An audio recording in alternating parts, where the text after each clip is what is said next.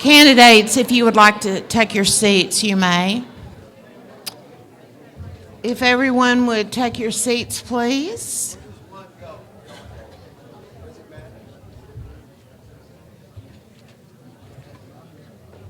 Would you please take your seats? Thank you so much.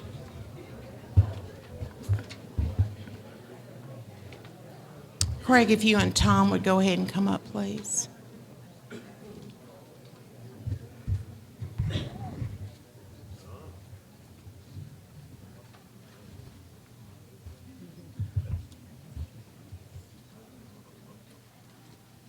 We welcome you here this evening. We're so glad to have such a great turnout. Apparently, we have some folks who believe we might possibly need a change in leadership in the state of Texas.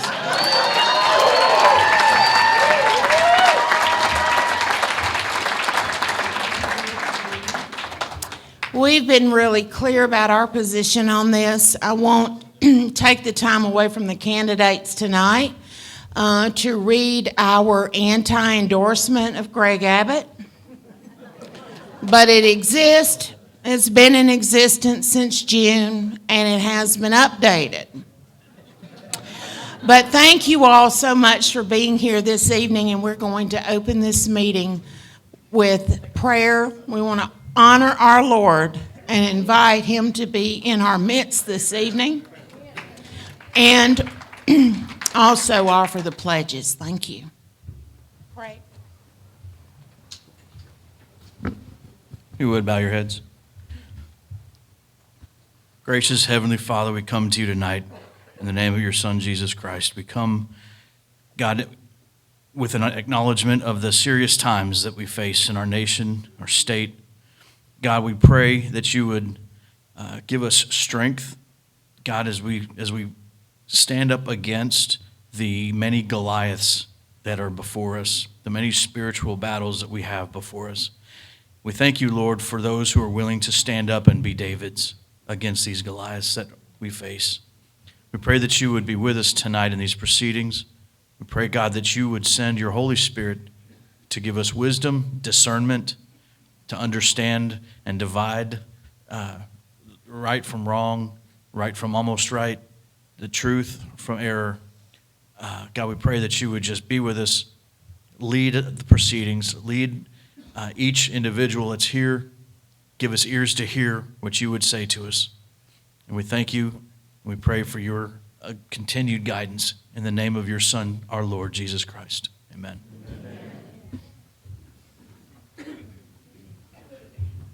In these perilous times, a pledge is a pledge. Please join me to the U.S. flag. I pledge allegiance to the flag of the United States of America and to the republic for which it stands, one nation under God, indivisible, with liberty and justice for all. And out of the Texas flag, the bulwark. Honor the Texas flag. I pledge allegiance to thee, Texas, one state under God, one and indivisible.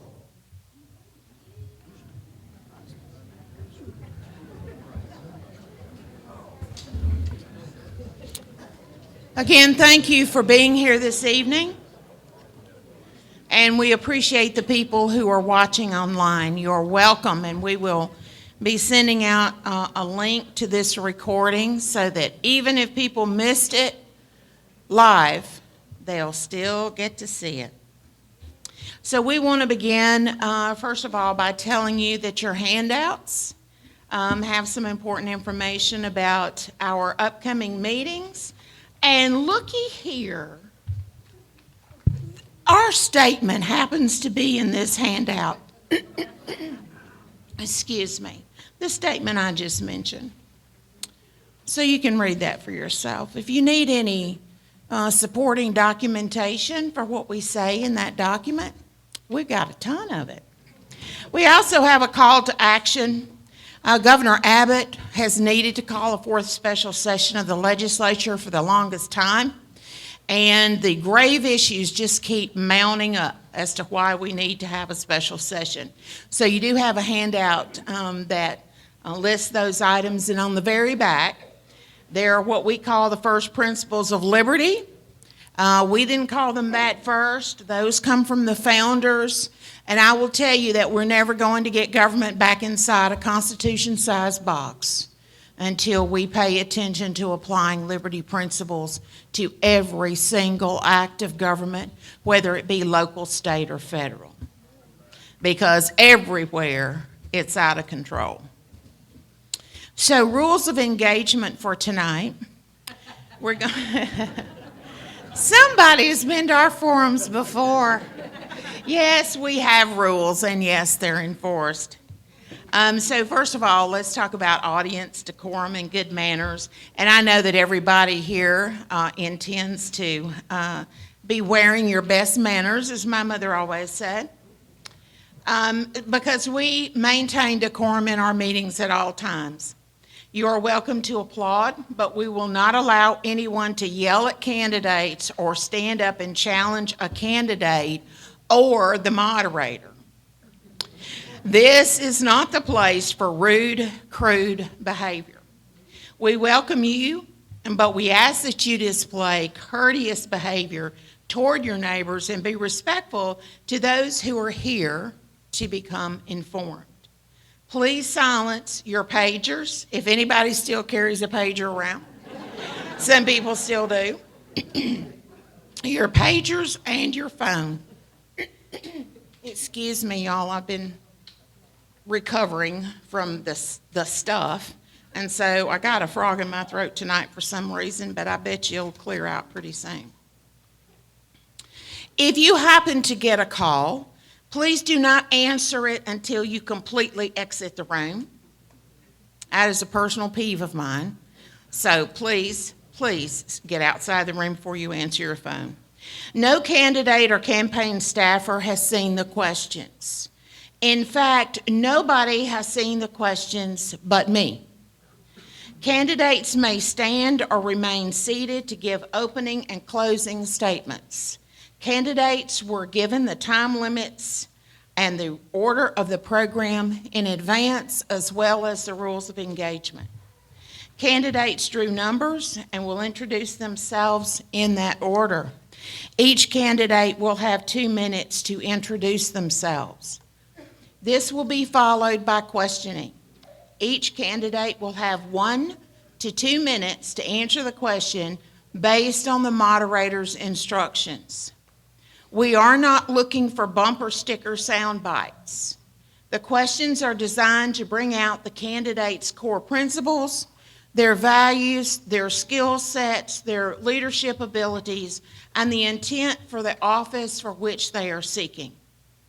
There will be no additional time given for rebuttals until the end, where candidates will have 2 minutes each to either rebut, to bring up a new topic, or to finish a point on a previous question.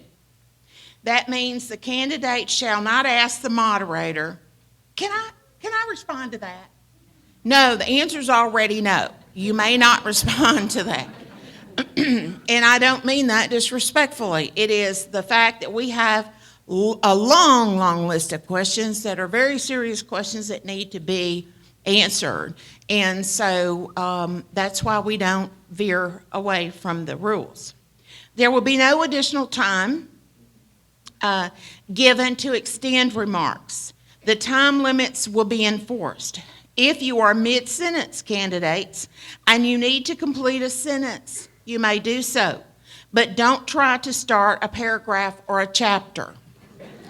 It won't work. Okay. One last thing. We have plainclothes security detail in the audience. So if somebody from the radical wild-eyed left decided they were going to come in here and cause a problem, you won't for very long. Just say.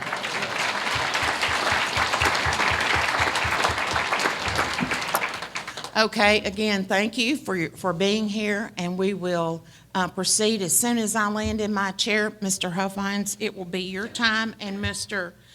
Fabry will start the clock.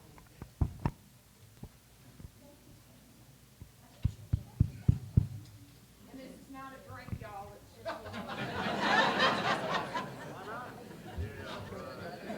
It didn't smell like water.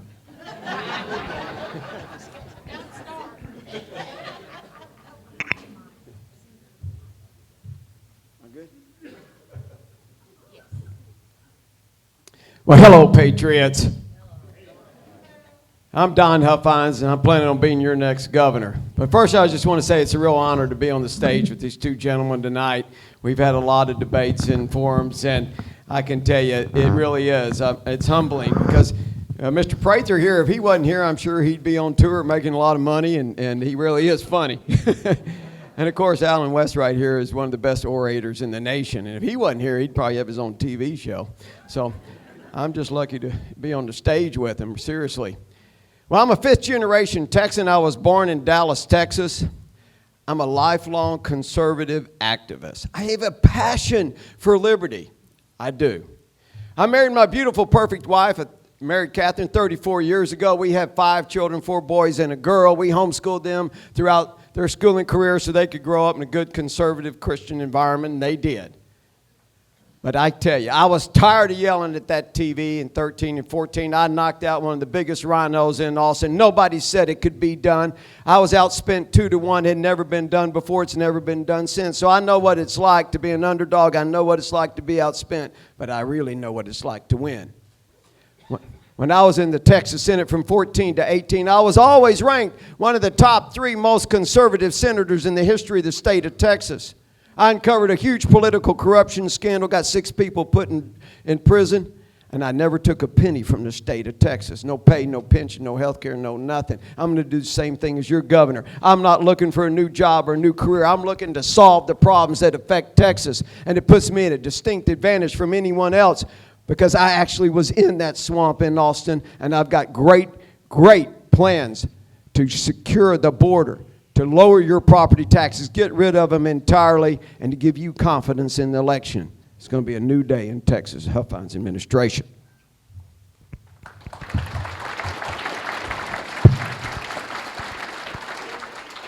Good evening, everyone. Lieutenant Colonel Alan West, retired United States Army, 22 years of service to you here at Texas and all across the United States of America.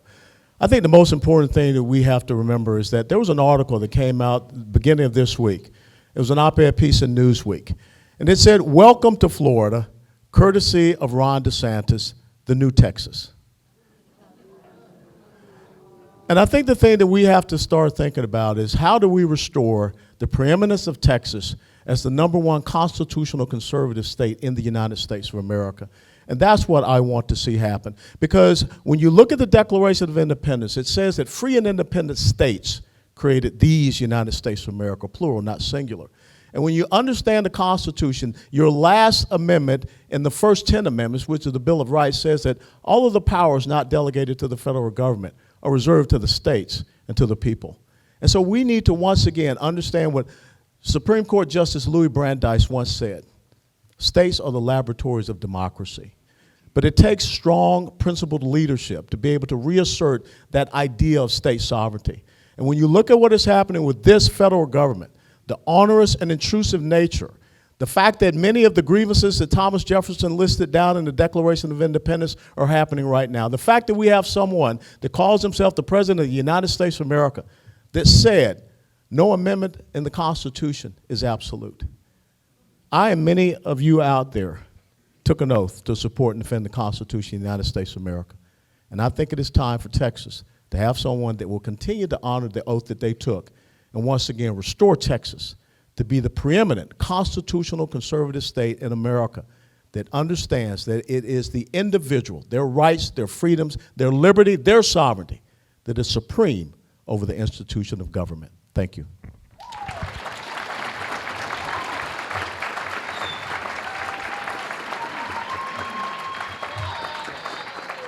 Well, it's good to be with you folks in Tyler. It's good to be in East Texas. Thank you for coming out. I'm glad it's not football season or you'd be somewhere else.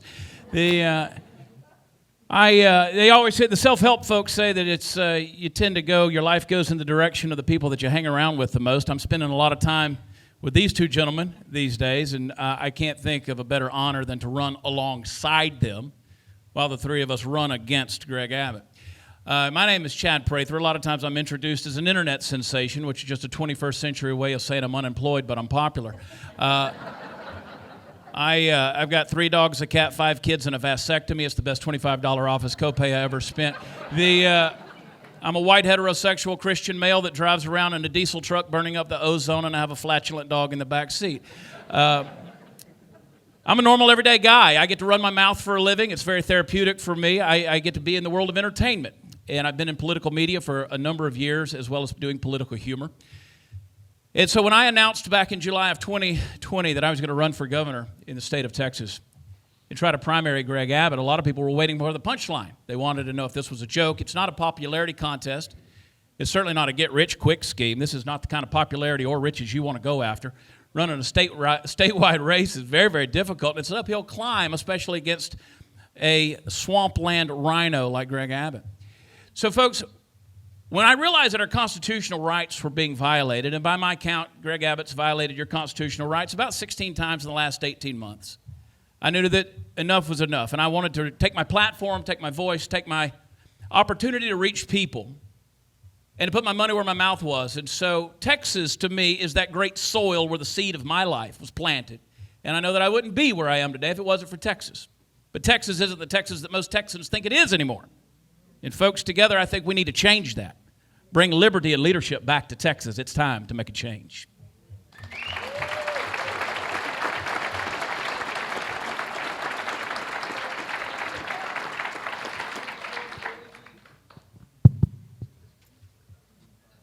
Mr. Prather, this will be your first question, and you'll have 1 minute.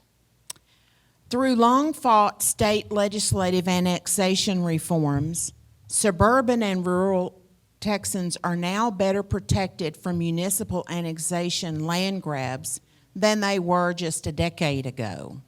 Today, however, the dangers to private property are coming from the federal government's 30 by 30 plan, now renamed America the Beautiful Initiative.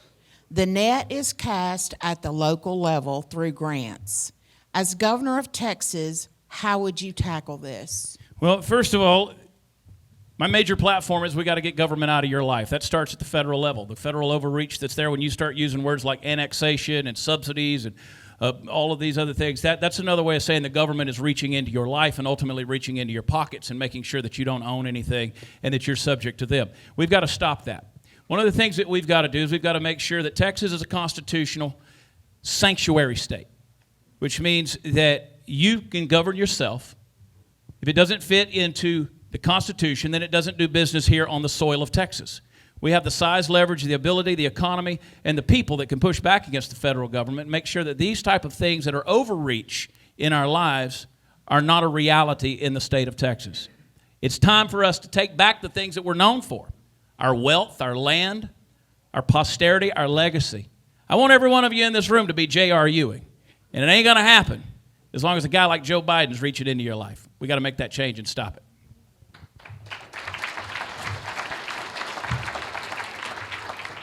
Mr. Huffines. One of the biggest threats to our liberty, our personal liberty, our economic liberty, lies with local governments. I actually was a supporter of and a co-author of the original legislation to stop annexation in the 85th legislative session. Let me tell you, this is a big issue. This was a huge bill to get done to stop forcibly annexing people into cities. But the federal government is on the move. You know, you don't even control your own ditches, your own ponds on your own land. The federal government controls that with the Clean Water Act. And the way they got into that was if a bird flew over the state line and the Interstate Commerce Act and landed in your pond, they decided they've got jurisdiction. The federal government controls your ranch, your land.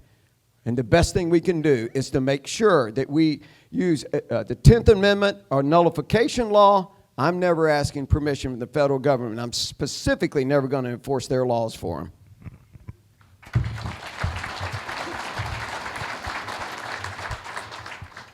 In 1689, English political philosopher John Locke introduced a theory called natural rights. And there were 3 components to the natural rights theory: life, liberty, and property. Those are natural rights that come to you from your Creator. They don't come to you from the government. And that's the most important thing we have to understand, is that we're supposed to be protecting your life, your liberty, and your property. And we cannot continue to allow federal government or any government to come in and believe that they can bribe you into losing your property.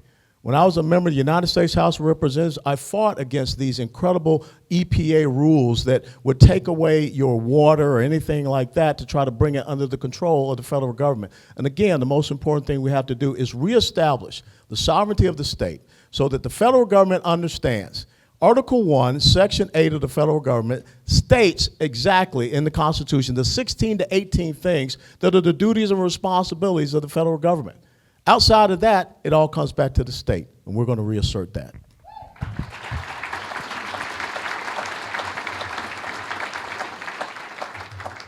Okay, Mr. Huffines. Seemingly, a pattern has emerged with our state court system. Instead of jurists retiring or otherwise vacating the seat in a timely manner to allow the voters to choose a new judge in the electoral process, vacancies are timed to allow the governor to appoint the replacement. More frequently, we see the majority of these courts reluctant to take up cases that question the constitutionality of the governor's actions. If elected governor, what would you do? I'm the only legislator when I was in Austin that filed term limit bills. I filed it every way you could file it. I even grandfathered everybody in office. I want term limits from the governor to the dog catcher. There's got to be an end to this game of everybody being in the political space. I do not think career politicians serve Texas. This includes our judges. I had my bill was drafted such that judges could serve 12 years, and that was it. They had to leave the bench, and if they're going to resign, if they're all resigning with this scheme, we'll make sure that we don't. I'll call special election at the regular election schedule.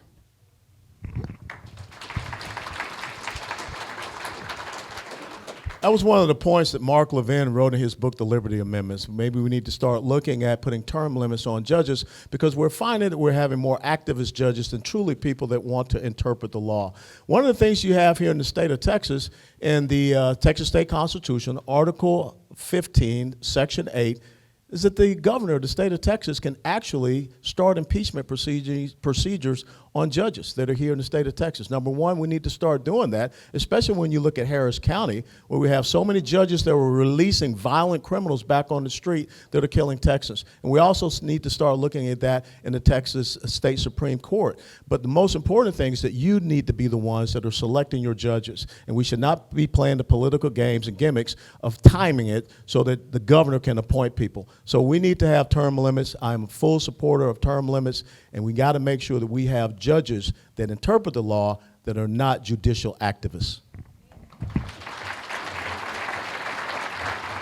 Something that people have heard me say numerous times, and you'll hear me say it several times tonight: we've got to stop turning ideologies into policies. And unfortunately, these bureaucrats and these appointments are making these judges, who are seemingly there forever, the people who are enacting these progressive policies, and they're making sure that they are being put into a place where they're affecting your life. So, of course, we do need to have term limits, but we also need to have some prerequisites in how these appointments are made. Here's a novel idea. Let's put the power back in the hands of the people. Let's make sure that you're choosing your judges. Let's make sure that you're keeping your judges accountable. An odd idea, right, that we would have delegated authority, representatives who were put there by us, controlled by us, and again are held accountable by us, by we the people. These ideologies are being put into our lives in such a way that we know that it's affecting. All you got to do is look at the headlines across the state of Texas. You know, and it's happening because of these judges, whether it's masks, quarantines, distancing, shutdowns, deeming people essential or non-essential. These are the people who are enforcing it, and we've got to make sure those appointments are held accountable.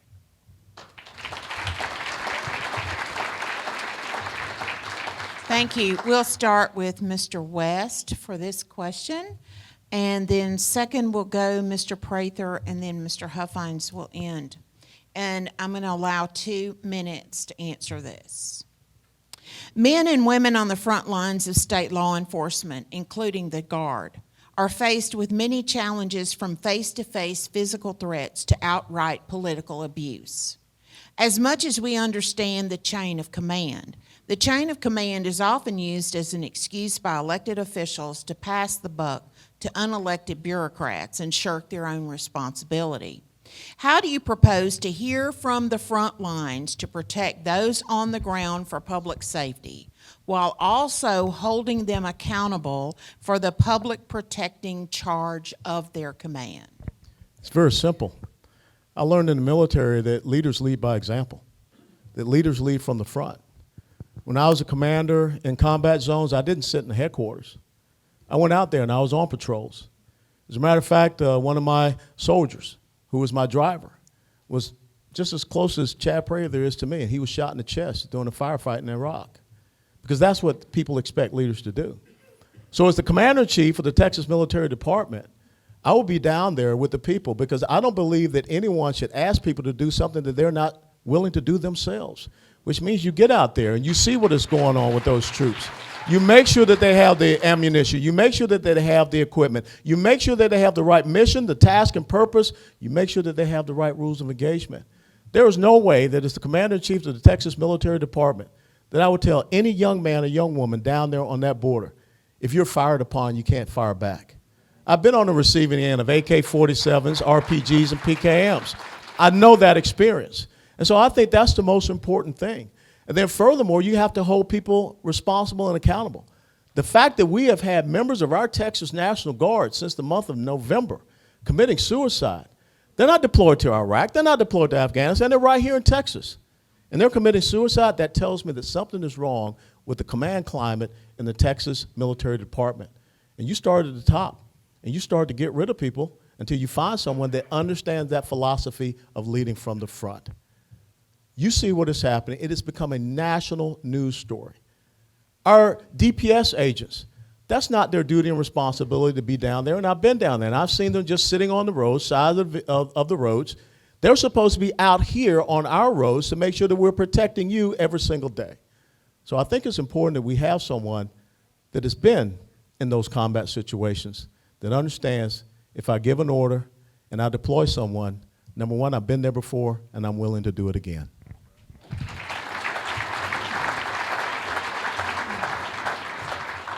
I'm so thankful for those who are willing to put on a uniform every day with a willingness to serve, sacrifice, potentially give their lives for our liberty. I'm thankful for the men and women who put a badge on their chest every day and kiss their families goodbye to go out on a shift with the prayers that they're going to come home safely. I know people say there's bad cops out there. I mean, of course there are. There's bad doctors out there. Somebody's doing work on Nancy Pelosi's face. But I still go to the doctor, right? So I want to honor those men and women that take that oath and serve and protect. I stand with them in that regard. But right now there is no chain of command. There is no clear mission. There's no clear marching orders. Many of you saw the viral picture of that Border Patrol agent, which, by the way, is federal, not state, but that Border Patrol agent who was on that horseback, and he was rounding up that Haitian who was mistreating the ladies and the children down by the river. The fellow on the back of that horse, his name's Jake. I know Jake personally. They put a mark on his head. They put a price on his head. They put a mark on him. The cartels did. Had I been in a situation like that, if I were governor of the state of Texas, within a day I would have been down there on horseback right next to the guys like Jake. And I would have been making a statement that we're going to uphold and hold up the hands of those federal agents who are down there working. But as a state commander-in-chief, we're going to make sure that the Texas National Guard, which right now is very confused, and we're seeing a lot of problems in the ranks. We're seeing huge outbreaks of COVID. We're seeing bad living conditions, payroll issues. We're seeing suicides that are happening. And at some point in time, folks, we've got to go down there and empower those who are there to protect you. They're not a photo op. Greg Abbott keeps putting them out there as a photo op. We've seen these MPs. They're not in riot gear. They're in bad formation. They don't have deployment patches on their shoulders.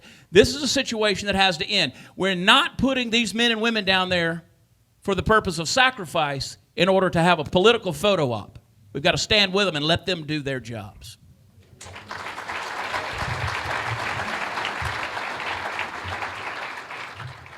I was on the Committee for Border Security when I was in the Senate. So I've taken the helicopter tours, I've taken the political show up and down the river with the gunboats. I brought in the generals, the adjutant generals in charge of the Texas National Guard, which is the Texas Militia, it's the Texas Army, and the governor, of course, is the commander-in-chief. I brought them into my office and I say, guys, he brought their whole entourage in. I sat him down on the sofa and I said, I want to ask you one very important question. If you get conflicting orders between the President of the United States and the Governor of Texas, who are you listening to? Who are you going to follow? They did not want to answer that question. They huddled up. They went back in the hallway and they come back in and they finally said, well, the governor. I said, well, it's about time you figured that out. Look, imagine today, if you're in the National Guard, you want to serve. And what are you doing? The governor calls you up at the spur of the moment. You're leaving your family, you're leaving your job, and you're going down to the border to be a crossing guard. No wonder we've had suicides, 4 or 5 suicides down there in the last 60 days. The morale's horrible. Of course, as governor, I would never do that. I would be down there with the troops, and I can tell you, I will give them a defined mission that's going to end in 30 or 60 days so they can go on home. Without a defined mission, of course, everybody's going to have bad morale. And another thing to keep in mind is that we do not have our own ammunition anymore. Our heavy armaments are stored in the federal forts. Now the federal government's got control over all that. I tell you, when I say I'm going to stop the invasion on the border, I'm not asking permission from the federal government. I'm going to get that ammunition back. So we're going to treat this like it is an invasion. And that's the rules of engagement, to stop the invasion. And I'm never asking permission from the federal government. Thank you.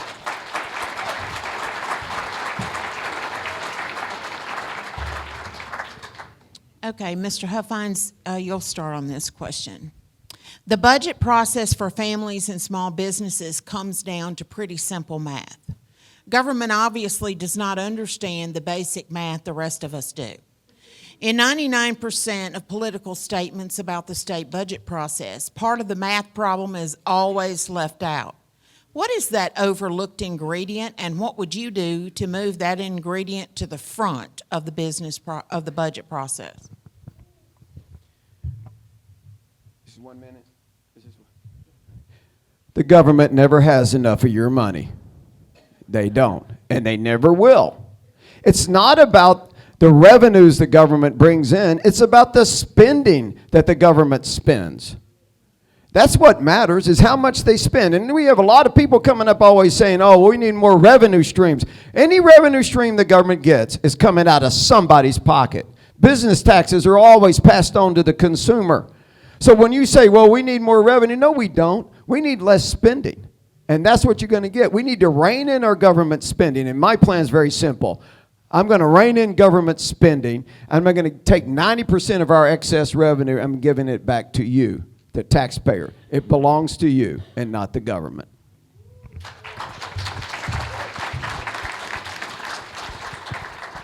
The missing ingredient is common sense. Because what has happened now, government has become a self-licking ice cream cone. And what they have to come to understand is this. They've got to do a budgeting process and procedure like you do in your homes or in your businesses. If you understand, government does everything on a baseline budget system. They start out the new budget cycle based upon the previous baseline.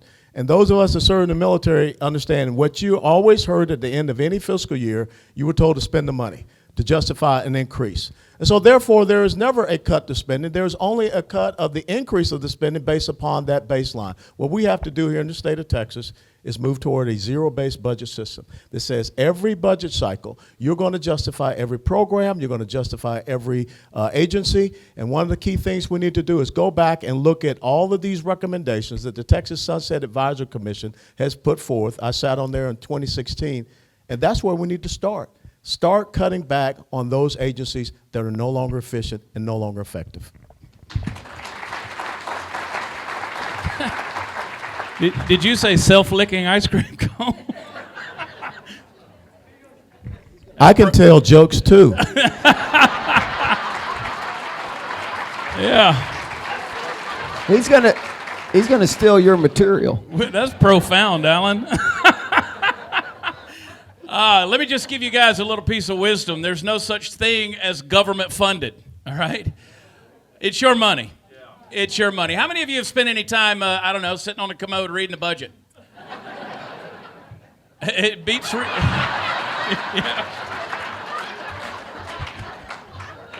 I figured you'd probably be reading Rousseau or something like that. You know, the biggest line item in the budget, you know, we have to have a balanced budget every 2 years. Biggest line item in the budget is something called operational fund transfers, $124 billion every 2 years. They spend every dime of it. You know what it is? Well, we got all these different agencies, these different committees, and all these different folks that have got to spend your money. And when one runs out, you know what? They make sure the money that's over here with that committee gets sent over there to that agency. They're not giving it back to you. Folks, these are the kind of things that have got to stop. Big government spending has got to end right now, or we have an untenable future. We already know that's happening. They're hiding it from you, and they'll never give it back. I'm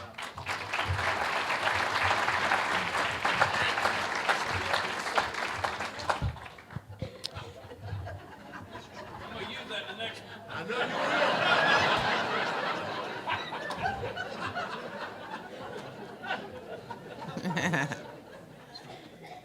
one. Okay, Mr. Prather. I forgot you were there, Joe. So let's just when I think I've heard it all from candidates. Okay, so we're going to stick with the whole budget and the size and scope of state government for a few minutes. So, Mr. Prather, what would you cut? Well, I tell you, there were 174 state agencies till COVID hit, and then they've added all kind of stuff in there. It's crazy nonsense. There's a lot of things that could be folded in. I personally think TABC needs to go away. I don't think we need the third largest law enforcement arm of Texas. It's just a long arm of the law for the governor to be able to enact. And by the way, it was the TABC who was enforcing all of these draconian measures of shutting everybody down last year. You say, well, who's gonna monitor it? Well, first of all, you're an adult. You can monitor your own stuff, but also you can fold that into the state agency of licensing and regulations. You don't need another law enforcement agency in that regard. The TEA needs to go away across the board. These ideological agencies which are making our children into woke automatons, let's start right there and cut them.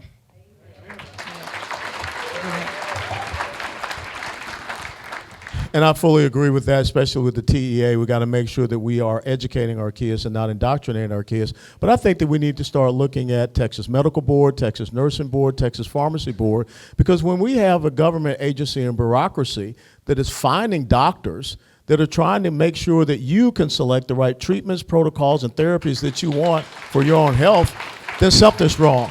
But without a doubt, like I say, we need to go back 15 to 20 years to the Texas Sunset Advisory Commission recommendations, because those recommendations should be a baseline to say, have we adhered to those recommendations, or have we just pushed them aside? And that's where we start off without a doubt. We've got to make sure that we right-size government to serve you and understand that they're not out there to create their own problems. They're not out there to try to pocket your resources and your funds through fines and things of this nature.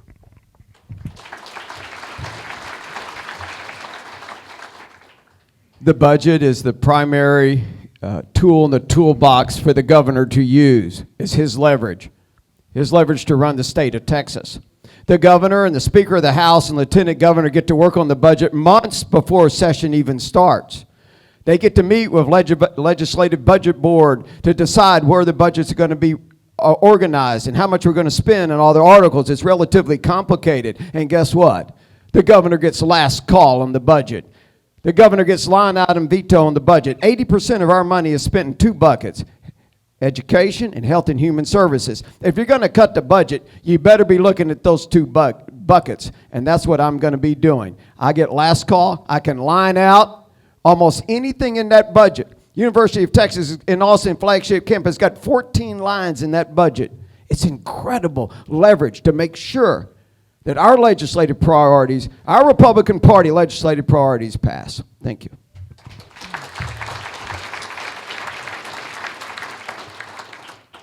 Mr. West, you'll begin on this, and Mr. Huffines will go second, and then Mr. Prather.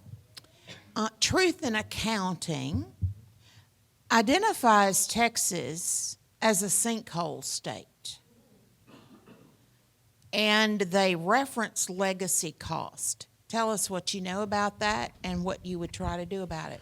Absolutely, and as a matter of fact, you saw that happen up there in Dallas where they were not accounting for the pension plans, especially for the law enforcement. The exact same thing here. You got a lot of gimmicks that are going on in the comptroller's office here. So when they say that they're balancing the budget, they're not looking at the unfunded mandates and liabilities to the point where Texas is actually about $107 to $110 billion in debt. It's just the same as when you look at the federal government. The debt of the federal government is not truly the 29 or 30 trillion that they tell you. It's more like 130 trillion because you have to think about the Social Security, the net interest of the debt, and then also the Medicare. So what we need to do is start making sure that we look at those unfunded mandates and liabilities, and first and foremost, we have to stop pushing them down on our counties and our cities. But we have to account for those things, and when you go through the budget, you have to start looking at the outlays that you have to secure going forward, and that's one of the key things we have to do.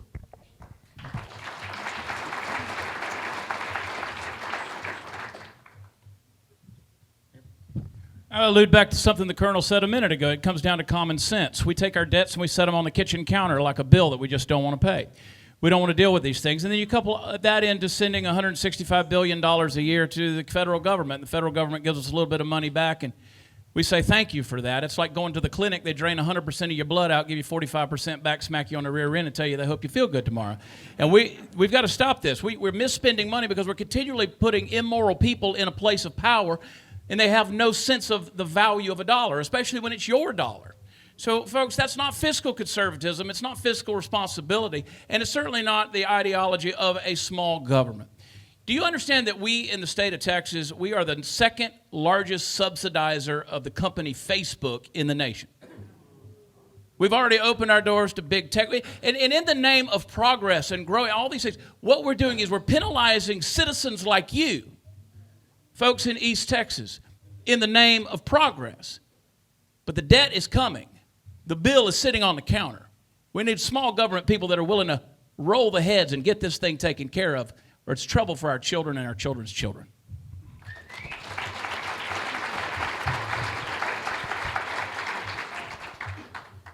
We definitely have unfunded pension plans in the state of Texas, of course. I spent hours, days, and actually weeks rectifying the city of Dallas fire and police pension plan and putting it back on solid footing when I was in the legislature. I'm a business guy. I can tell you I am a champion of believing in forensic third-party audits.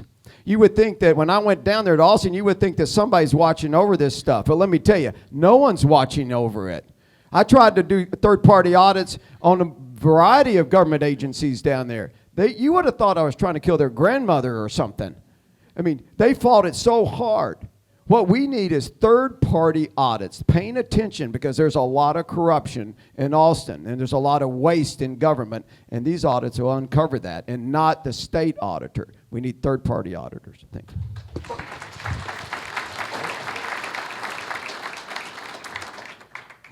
Okay, gentlemen, I'm going to try very hard not to lead the witnesses, okay?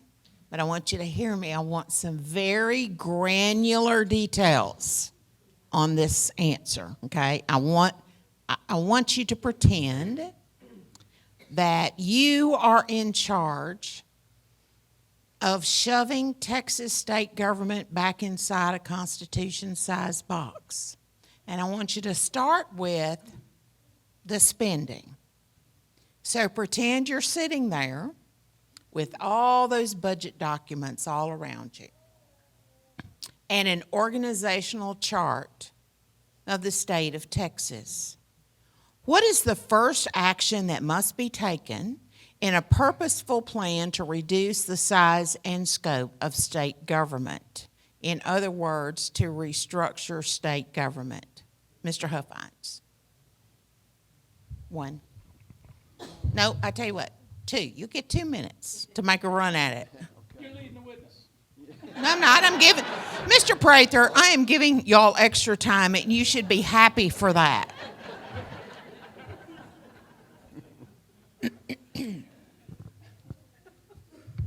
Well, that's going to be a big stack of paperwork, I can tell you that. We spend, of course, a lot of money, $250 billion annually, on the biennium.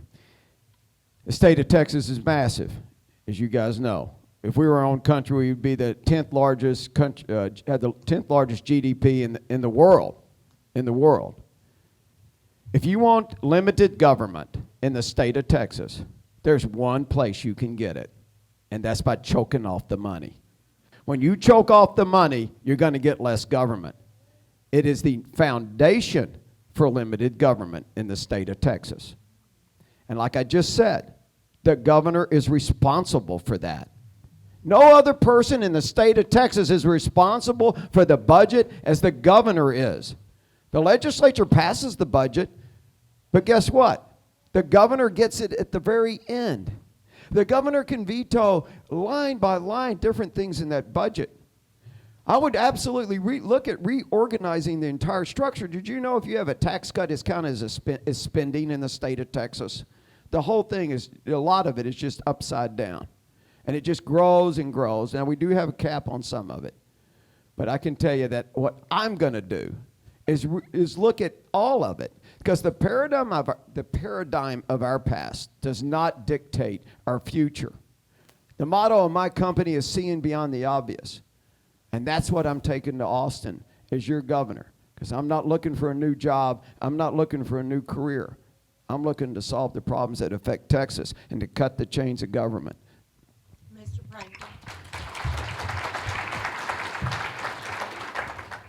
Well, I could tell you, you know, I met with several folks out in the lobby who said, we don't know which direction we're going to go. Right? We're still trying to choose which candidate. And I said, but isn't it great you got choices in this primary? And I believe you got three really good choices on this stage. You got a governor that's never been challenged in almost 30 years of career politics in Texas. He's never been challenged. He doesn't want to be challenged. He's a judge. Judges don't like to be talked back to. That's why he doesn't show up to things like this. Now, you asked for us to get granular on this. I don't think until we're in that position we can. Because so much has been hidden from you by this governor and by this government that's gotten so big and out of control. Now, I don't know if you've ever seen my show, but quite honestly, it's a fantastic show. It's called The Apprentice. And I would just tell them, you're fired. At some point in time, we got to look these guys in the eye and say, you're fired. Whether it's the bureaucrats that are there, the taxpayer-funded lobbyists, these people who are serving on these agencies. Listen, I could have saved you a ton of money as soon as those Democrats took off to Washington, D.C. and shirked their responsibility in the legislative session and went to hide under Nancy Pelosi's skirt. We could have stripped them of their responsibilities, their offices. I would have been on the national news on my hands and knees with a Black & Decker drill changing the locks on their office doors.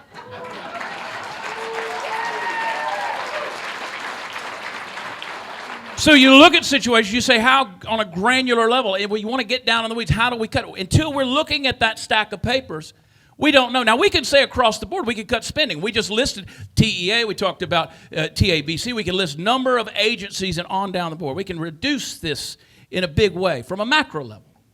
But be thankful that you got three head rollers on this stage that are politically incorrect and aren't taking anything from anybody and are willing to go in there and do that job on that granular level.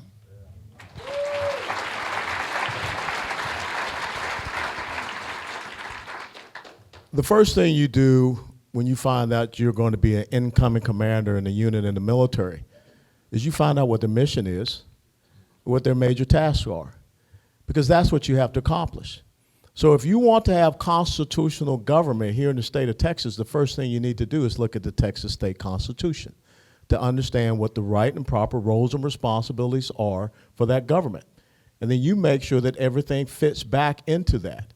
And so I think that right now you can start going back to 2015 because we've seen since 2015 there's been a 19% increase in spending here in the Texas state government when we've only had a 5.4% increase in population. So that's a good benchmark to start from. But I think you can go back even further from there to start looking at where did we see a great preponderance, where did we see a great proliferation of new agencies and programs and bureaucracies that were created there in the Texas state government. So you have to set that benchmark, but the most important thing is your start point has to be the Constitution because that defines the missions, the roles, the duties, and the responsibilities of the Texas state government. And as I said, you make it very clear that we're not going to have a baseline budget system that says every budget cycle we start from the previous year's budget numbers. We're going to start from zero. And we're going to make sure that every single agency, every single program sits down and says, this is what we have to do. I think some of y'all may remember the movie Dave, where Kevin Kline was the imposter president, and he sat down with his accountant friend, who was Charles Grodin. And then one night they went through the budget. And the next morning when he had a chief of staff meeting, he pointed out to all those different agency heads, why do you have this program? That's the granularity that you have to get to. Start asking these people to justify your existence.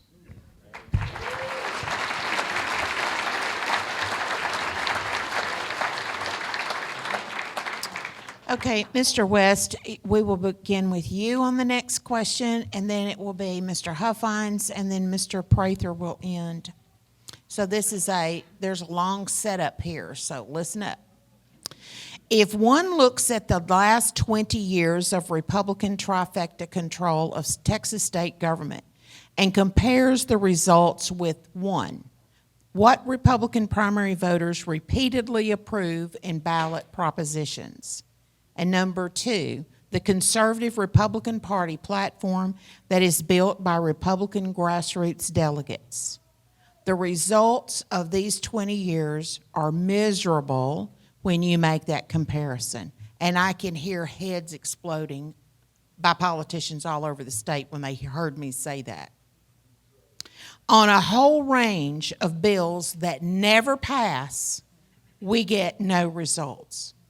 Examples are a ban on sex change butchery and chemical sterilization for minor children, abolition of abortion, parental choice in education, historical monument and statue protections, banning taxpayer-funded lobbying, codification of freedom of conscience and sincerely held religious beliefs, protections in those regards to not only individuals and organizations, but also for business owners, election integrity and ballot security, and the elimination of the property tax system. Those are some of the unbelievable failures of 20 years of Republican trifecta control. So before people start thinking that we're about to tell people to go vote for Democrats, we are saying that people need to make better informed choices in primaries. So here comes your question. Given that session after session ends with no results on these and many other examples, specifically, how will you engage a Republican majority legislature without overstepping the constitutional limits of your office? Mr. West. You know, being the chairman of the Republican Party of Texas, I was the keeper of those legislative powers. And one of the other legislative powers that I added in for the 87th was to curtail executive overreach. But again, you can go down and you can try to advocate for these things. You can try to get people to, get these things passed, especially the people that you've worked so hard to make sure that they were in that majority. 83 to 67 in the House, 18 to 13 in the Senate. The important thing is that the governor doesn't have priorities. The lieutenant governor doesn't have priorities. The Speaker of the House doesn't have priorities. All of them should be on one single sheet of music. And that's the priorities of the people that elected them to be in that position. And as governor, January of 2023, when you stand up and you give the State of the State address, I will list those priorities as my priorities. And therefore, the legislature must immediately start working on those, not pushing off to March the 12th, which is what you see happening. And then, of course, they rush at the end. And then they say, we've run out of time. So it is all about me setting that narrative first and foremost.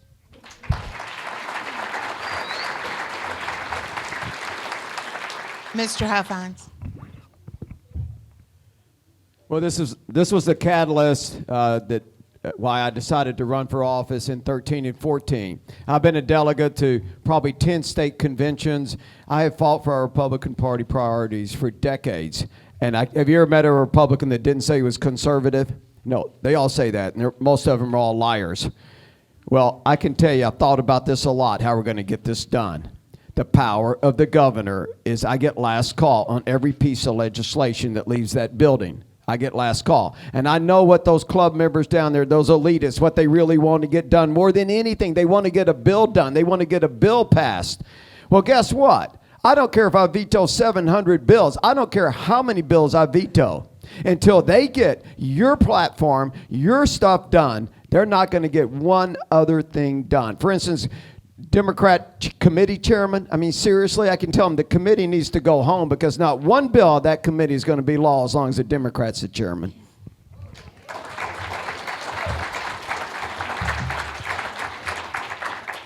The Texas Tribune called Greg Abbott the most powerful governor in the history of the state of Texas. The reason is because he sidesteps the legislative process. He acts dictatorially and unilaterally. But we know that the governor of the state of Texas can get legislation enacted when he puts his neck out for it. Now, many people, if you ask the average person in Texas, they'd be hard-pressed to tell you one piece of legislation that Greg Abbott's ever put his neck out on the line for. Pre-K for all is the only one that I know of. He's only seen 10% of the GOP priorities passed since he's been in office. And those passed nominally so and amended to the point where they're unrecognizable from the bill that's originally written. If you're going to be leader of the state of Texas, you have to be able to cast vision. You have to be able to show people the right direction and why that direction is the right way. And then get those results legislatively and constitutionally to make sure that your priorities are first and foremost. Right now, that's being ignored. And it's not happening in Austin, Texas.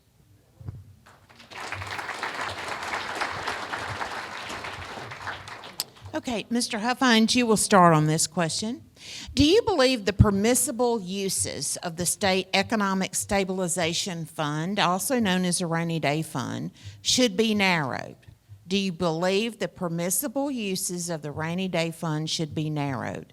If you do, what would be your limits on how this fund is used?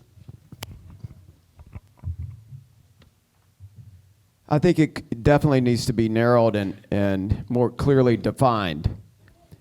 The fund is growing rapidly right now. We're going to have $12 billion in that fund, and it'll continue to go up. It's used for, theoretically, for emergencies, hurricanes, budget shortfalls, and things like that. But this money belongs to the taxpayer. It's yours. And there's a point in this fund that we need to make sure that we give this back for property tax relief. There's only so much of it that we need in there. And right now, like I said, it's about $12 billion, and it's projected to go on up to $14, $15 billion in the next biennium. So I want to make sure that we clearly define it, we use it for what a true emergency is, and we give the balance back to the taxpayer.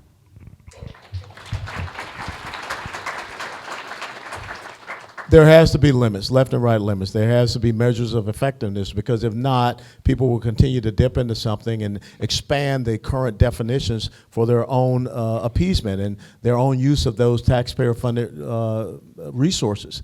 And so without a doubt, we have to define it very specifically. But I think it's even more so important, that should be something that maybe we put on a ballot initiative, that you get to decide, this fund, what does it do? How should it be used so it's not turned into a slush fund? Give you a great case in point, the Texas Enterprise Fund. We should not have your taxpayer dollars decided by a governor specifically getting involved in crony capitalism. That should be coming back to you, and there's so many things that we can pay down. We already talked about the Truth in Accounting report and the debt that we are incurring because we're not looking at those unfunded mandates and liabilities. So let's make sure that we do properly utilize the taxpayer funds and not just create another big slush fund the government will use up. You know, $12 billion headed towards $15 billion, that's a lot of money, and I don't think anybody in this room wants that kind of money sitting in the hands of a dictator, someone that can rule over your life and determine what they want to do politically to move forward. Of course, when it comes to limitations and government always needs to be limited. We need to bring that back to where they are held accountable by people. The people who put them there. They're there by delegated authority. They're there with representative power, but at the end of the day, you're the one who gives them that power.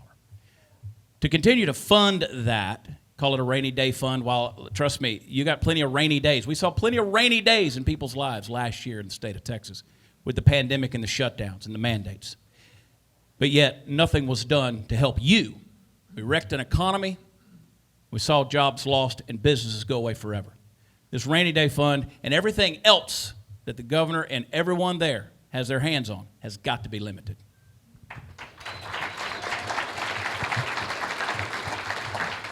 Thank you. Mr. Prather, you will start.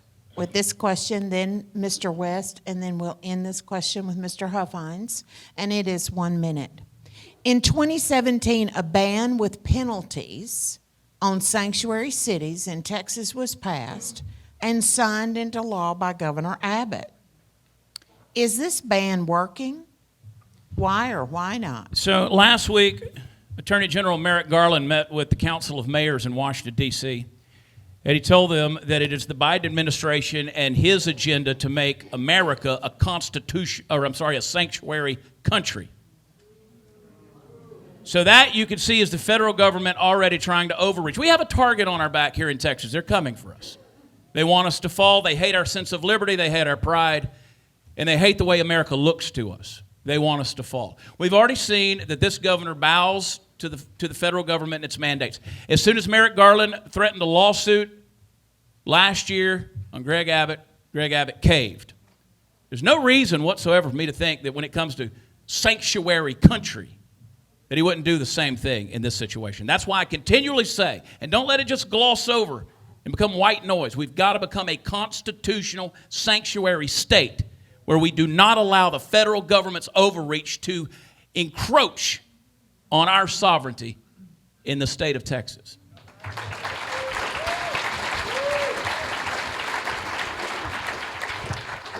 Article 4, Section 4 of the Constitution is called the Guarantee Clause. There are two things the federal government is supposed to guarantee to every state in the Union. Number one, a Republican form of government. Number two, protect every state from invasion. They're failing. Then Article 1, Section 10, Clause number 3 of the Constitution says exactly what states can do if actually invaded when there's an imminent danger without any admit of delay. We're in imminent danger here in Texas. As a matter of fact, the population of Houston, Texas, some people said has grown by about 100,000 to 200,000. Those are illegals. So it is not working, this, sanctuary city ban. We need to make sure that we are taxing the remittances of illegals that are here, that go back to Mexico, Nicaragua, Honduras, El Salvador, Mexico. We need to tax that. We need to make sure that people understand that we're compassionate people. We want you to knock on the front door, not come into the back door. And that's why it's so important that we control our border and we take the duties and responsibilities that the Border Patrol and ICE are not doing to deport people out of the state of Texas. And Texas will be for Texans, for citizens.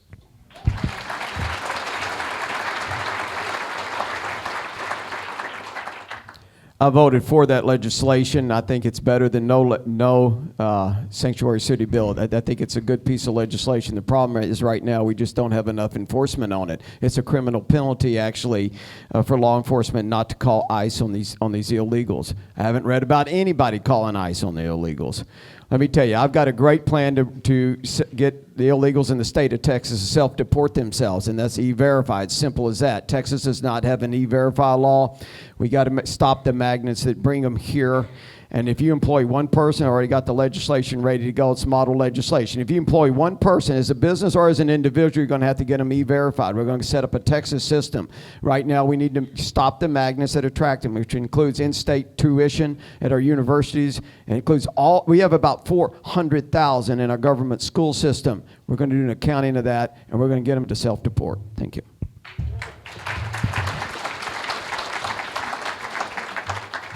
Thank you. This next question, Mr. West will begin, then Mr. Huffines, and then Mr. Prather. Please choose one of several glaring examples of complete nonsense found in Governor Abbott's latest iteration of Taxpayer Bill of Rights. The proposals, he claimed, will reduce property tax burdens for homeowners and small businesses. Cite an example and why it won't work. I think it's really dumb to say that, if you file your property tax bill early, you're going to get some type of rebate back on it. That's insidious. I don't understand how you do that. What the people here in Texas want is for the property tax system that we have right now, which is based upon the economic philosophies of Karl Marx, to go away. Okay? That's what they want. But this is what politicians do. Politicians come out and they have a shiny little thing and they try to distract you with it and talk about a taxpayer bill of rights or they talk about a parental bill of rights. The bottom line is your bill of rights are already there in the United States Constitution and also in the Texas State Constitution. And we don't need anyone thinking that they are the giver of certain rights because then they will also believe that they are the taker of the exact same rights.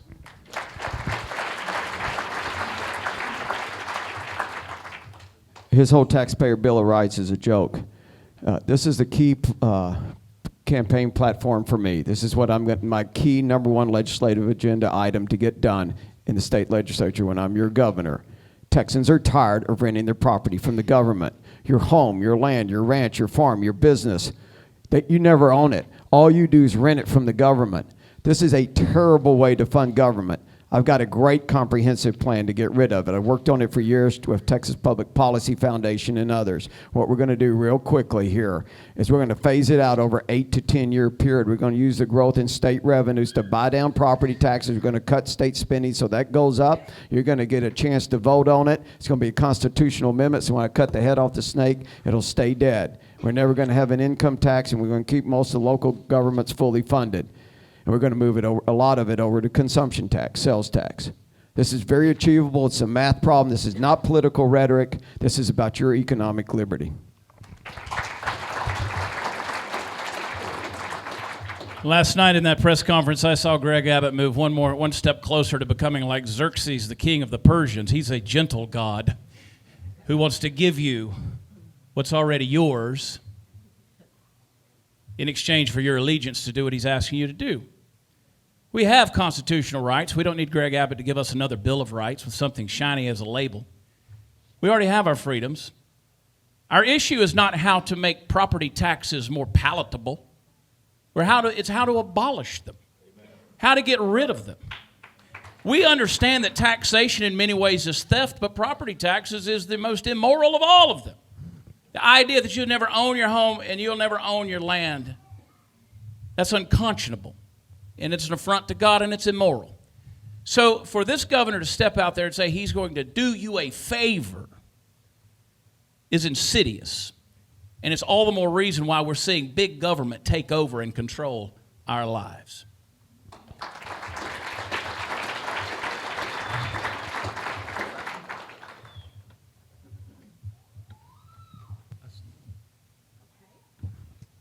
All right, then. Here's a long one. During the 87th legislative session, many Democrat education bills supported by the Democratic Party platform were passed by the Republican-controlled state Senate. These bills were indoctrination and social engineering vehicles cloaked in character education, a form of social emotional learning aimed at redistributing power through social justice, separating children from the influence of parents, and prioritizing civic engagement of children above academic competency. Apparently, the legislative staff are Republican legislators, and those working for the governor, the lieutenant governor, and the speaker are all ignorant about the danger of passing Democrat education bills. When asked about the passage of these bills without debate, grassroots activists are told, well, we have to give something to the Democrats. So now, here's the question. Please address your approach from the bully pulpit of the governor from these two perspectives. One, the long-term impact on our culture and a competent labor force. And number two, a systemic problem with Texas Republican elected officials. 2 minutes. 2 minutes. We're in a lot of trouble when it comes to the next generation. We're seeing that. We know that we've got an untenable future here in the state of Texas. I'm going to tell you where we're headed. As long as we are allowing these lefty, lunatic, progressive, wild-eyed, woke mob people to have control and have a say in policy, and particularly when it affects your children, it takes away the authority of the parent as the final say in the upbringing education of a child's life. We're in trouble. And we know that these legislators in Austin, they don't have your best interest at heart. Dade Phelan. Yeah. We know he's placed there by Democrats. This is a trend that has to stop.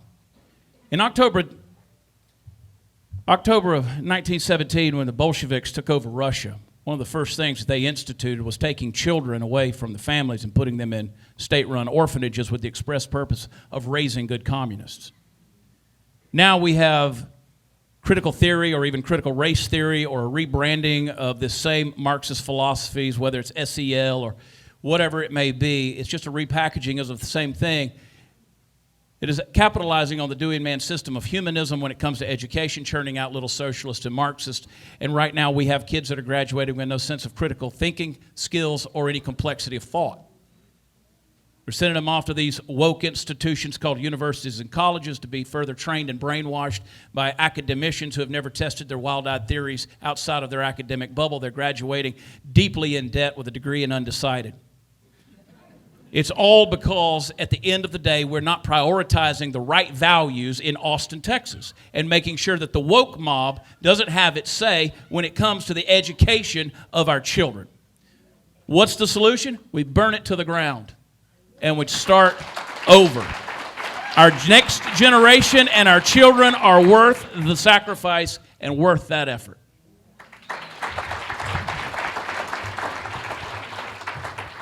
Right after inauguration in 2015, leadership called a meeting of the caucus as a whole Senate. So I go in there and they say, welcome, welcome senators to the most exclusive club in the state of Texas. There's less than 150 of you still alive. You're so lucky to be here. You just can't imagine how lucky you are. Your loyalty is always with your fellow club members.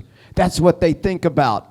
And their fellow club members are Democrats. What they would talk about in our caucus meeting more than anyone else, and we'd meet once a week, is how are we going to make the Democrats happy? What do the Democrats think? Well, I can tell you, I will never pass those bills. They know exactly what they're doing.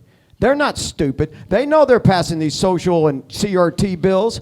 Of course they do. And then they go around bragging, we only did 30 partisan bills or 25 partisan bills out of 700.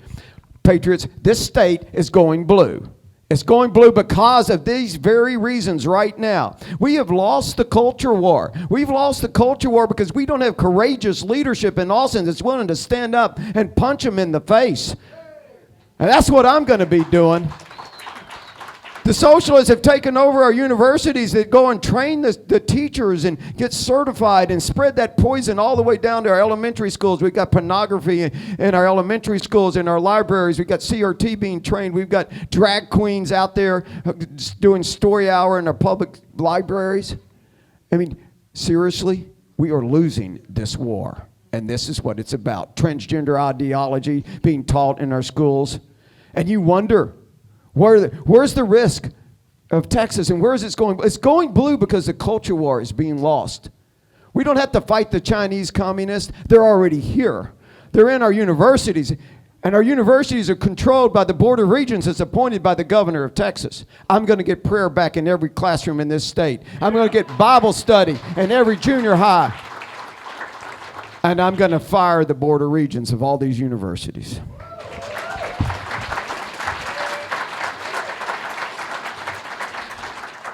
As chairman of the Republican Party of Texas, when I found out that Speaker of the House coming in, Dave Phelan, was going to give committee chairmanships to Democrats, I went public and called him a political traitor. That did not endear me to him. I did not get a Christmas card. But this is the mindset I want you to understand. When I was a commander in combat, if we went in and fought hard and won a village from the Taliban, Al-Qaeda, whomever, and we lost troops in winning that village, I would not come back later and go over to the Taliban or the Al-Qaeda commander and say, hey, look, we're willing to give you back 60% of that village if you promise that you won't shoot at us anymore. What do you think that my men in that unit would think of me? It is time that Republicans stop bringing a plastic spoon to a gunfight, because that's what we continue to do. And when you look at what is happening in Texas, Texas is 46th or 47th in education in the nation. That's not something we should be proud of.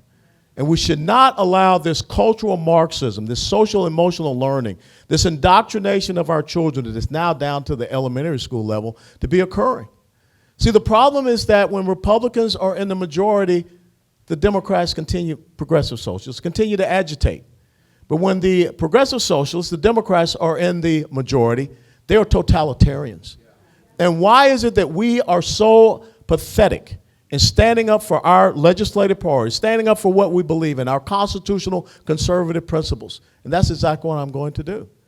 I do not want to see any progressive socialists on the Board of Regents or any position of power here in the state of Texas. If you're out there in California, you're a constitutional conservative, you can hang it up because you see how they run things and how they run their state. It's time we stop being embarrassed or stop being ashamed of being constitutional conservatives and stand on the principles and values that make Texas great.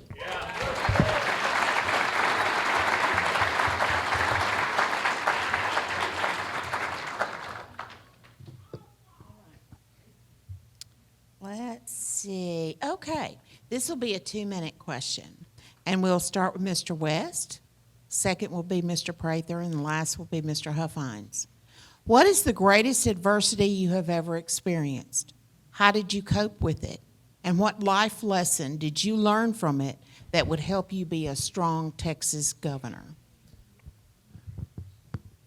In 2003, I was commander of the 2nd Battalion, 20th Field Artillery Regiment in the 4th Infantry Division. And we had to deploy to Iraq. And you have that last time when families get to see their loved ones before you get ready to board on the airplanes and fly away.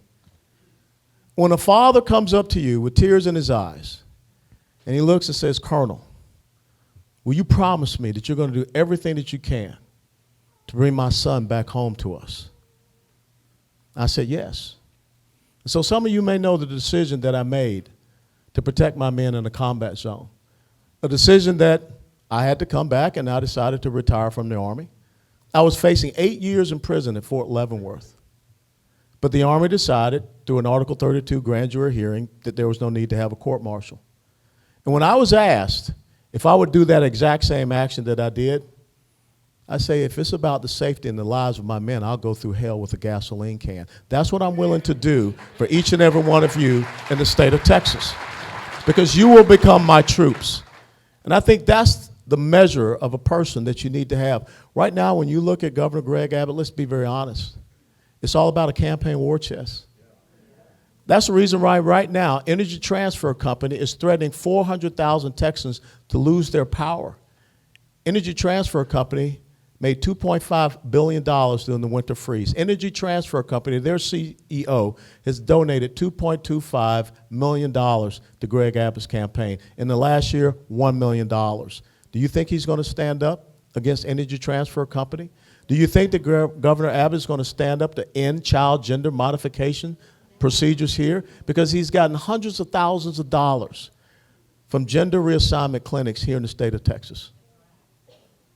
In the military, you're judged by one single thing, whether or not you keep your men alive in combat. That's what I did. And I will make sure that I protect your safety and your security that will keep you alive and protect your liberty and your property.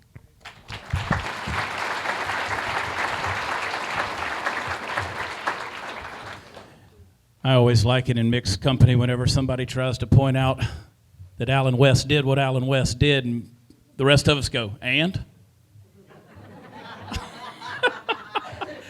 I'm thankful. I am thankful for the grace of God. I said to a friend of mine a number of years ago, I said, "You know, life gets pretty hard sometimes." And he said, "Well, if you ever hit rock bottom, look around, you'll see my name scrawled on the wall at least 3 or 4 times." I've been there a few times. As the Apostle Paul says, I know how to abound and I've been abased, but whatsoever state I find myself in, I've learned to be content. I believe that's learning how to sit down on the inside. So no matter how much confusion is going on around you, that you still know that anchor and that foundation for your soul. I'm definitely one, as John Bunyan said, one who grace has abounded to the chief of sinners. And I have 5 children. I alluded to that earlier. Great kids. They're very accomplished. But not so long ago, I went through a divorce. And divorce is the saddest business in America. Didn't ask for it, didn't look for it, didn't expect it, but that's what happened. And I found myself at that proverbial rock bottom. And as a public figure, that can be even more difficult because you have added pressure. And I said, there's an option here. I can wither away and go off into obscurity. Or I can stand and move forward by the grace of God and do something with my life and find purpose again. That's what I chose to do, and it brought me here. Someone said to me about 8 months ago, they said, you know, all the pressure of running for a statewide office, you don't have to do it. I said, you're wrong. I have to do this because it's a conviction. I didn't ask to do it. I didn't want to do it. But the grace of God brought me into it. And I'll be here until God gives me permission to stop. And I can tell you that I have it on good authority regardless of my brokenness. And I think we do need people that have been broken in leadership. As Christ was touched with our infirmities, so we need those people who can relate to the things you're going through in the struggles. I will never look away from the politics of Texas, no matter what happens in this next election. I'm in this, and I'm in it with you, and brokenness has brought me to this point.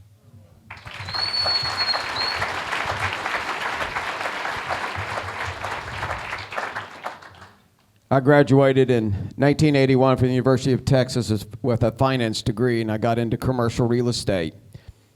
And it was going great. Everybody was flying high. I was making a ton of money for years. I was vice president, started my own company in 1985, building a new house, did all that.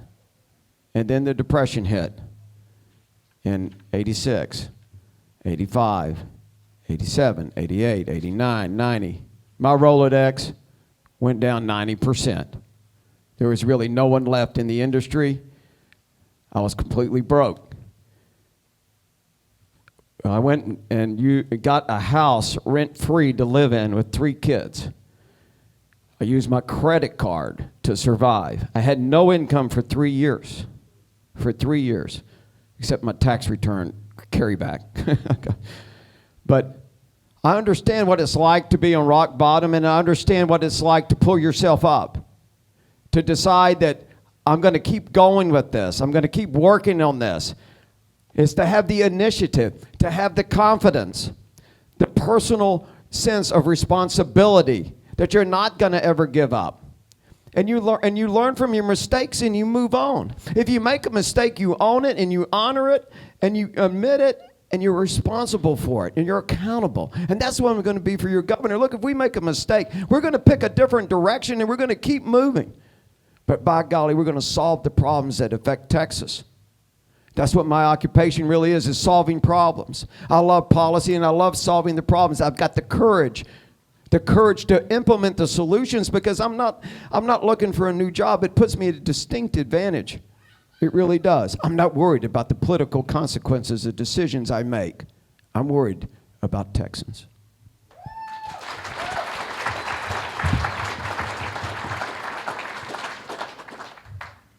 Okay, in the order of this question, the answers will be Huffines, Prather, and last West. In 2017, the state legislature took action to allegedly end the state's reliance on legacy hardware and software systems that dated back to the 1980s. 2 bills were passed to attain cyber attack readiness and to define cyber crimes and punishments. The 2017 legislature, the 85th, also budgeted $30.6 million for system upgrades at state agencies to protect against the loss of sensitive data due to cyber attacks. Here's your question. Do you have confidence that state computer systems, including financial, law enforcement, Office of Attorney General, elections, and our grid are protected? Give specific examples and evidence of your confidence or concern. This is 2 minutes because there's a lot to go for there. 2 minutes. Mr. Huffines. No, it hasn't been resolved. No, I do not have confidence that it is. Let's just take the grid for a minute. That's probably the most important. No one even talks about cybersecurity or securing the grid. All they talk about is weatherization of the grid. That's what you hear all the time, right? Weatherization. We're going to insulate the pipelines. We're going to weatherize the transformers and things like that. But nobody talks about the security. Do you know that the transformers, the major transformers and the little transformers we've sourced those across the world. Across the world. If all of those go out with an EMP pulse, for instance, electronic magnetic pulse, where they could be natural or man-made for an atomic weapon, how are we going to fix it? You think you're going to call Sweden to come over here and send us new transformers with the supply chain? 20% of them I've read are from China. They're all a mixed match. They don't even work together. It's just wherever the power companies and the distributors could buy them the cheapest. And that's what they've done. We have a terrible security situation with our electric grid. If somebody just went out there and shot their AR on all those transformers, it takes months to get another one, unless they have them in storage. And imagine if they took out a lot of them. I don't have any confidence. I filed bills to make sure we have complete transparency on government agencies online, so you could see all their checks online. They'd hold their meetings online. They killed most of that. We don't have any transparency in our government agencies, and I certainly don't think we've prepared them for cyber attacks.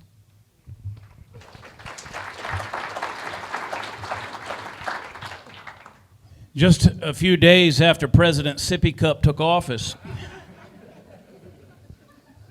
the Russians hacked our pipeline. That's a national issue. That's a federal issue.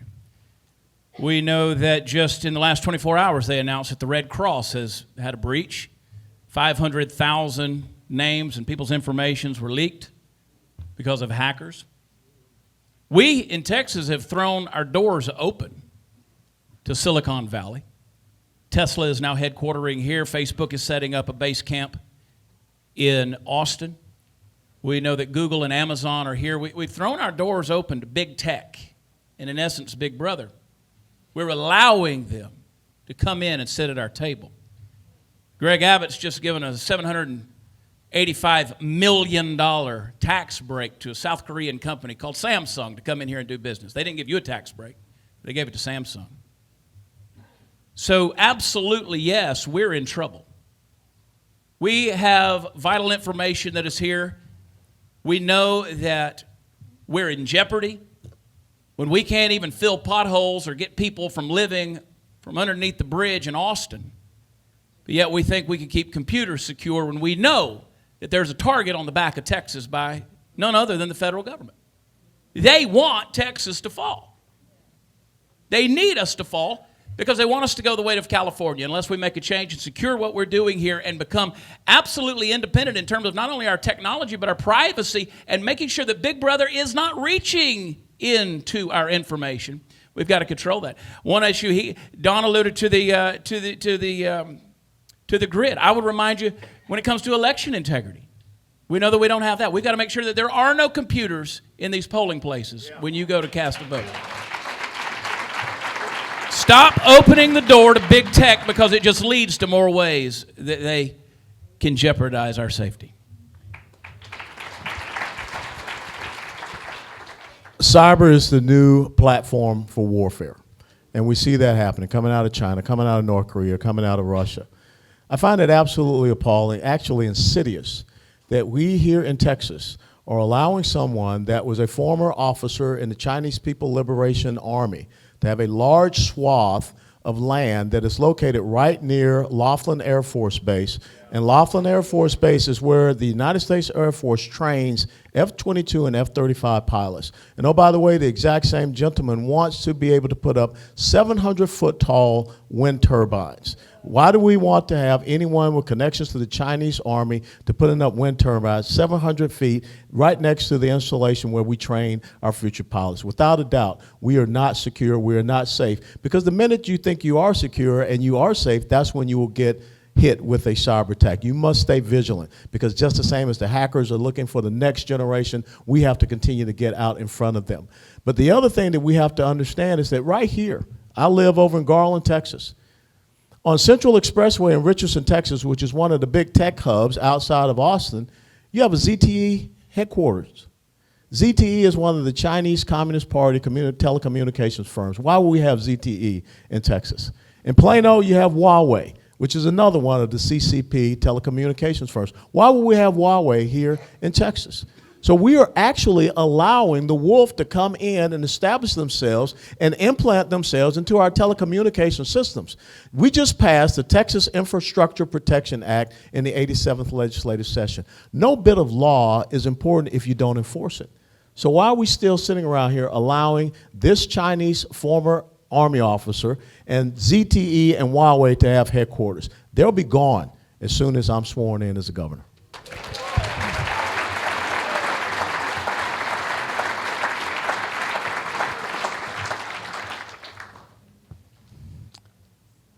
Okay, this question, the order will be Prather, West, Huffines.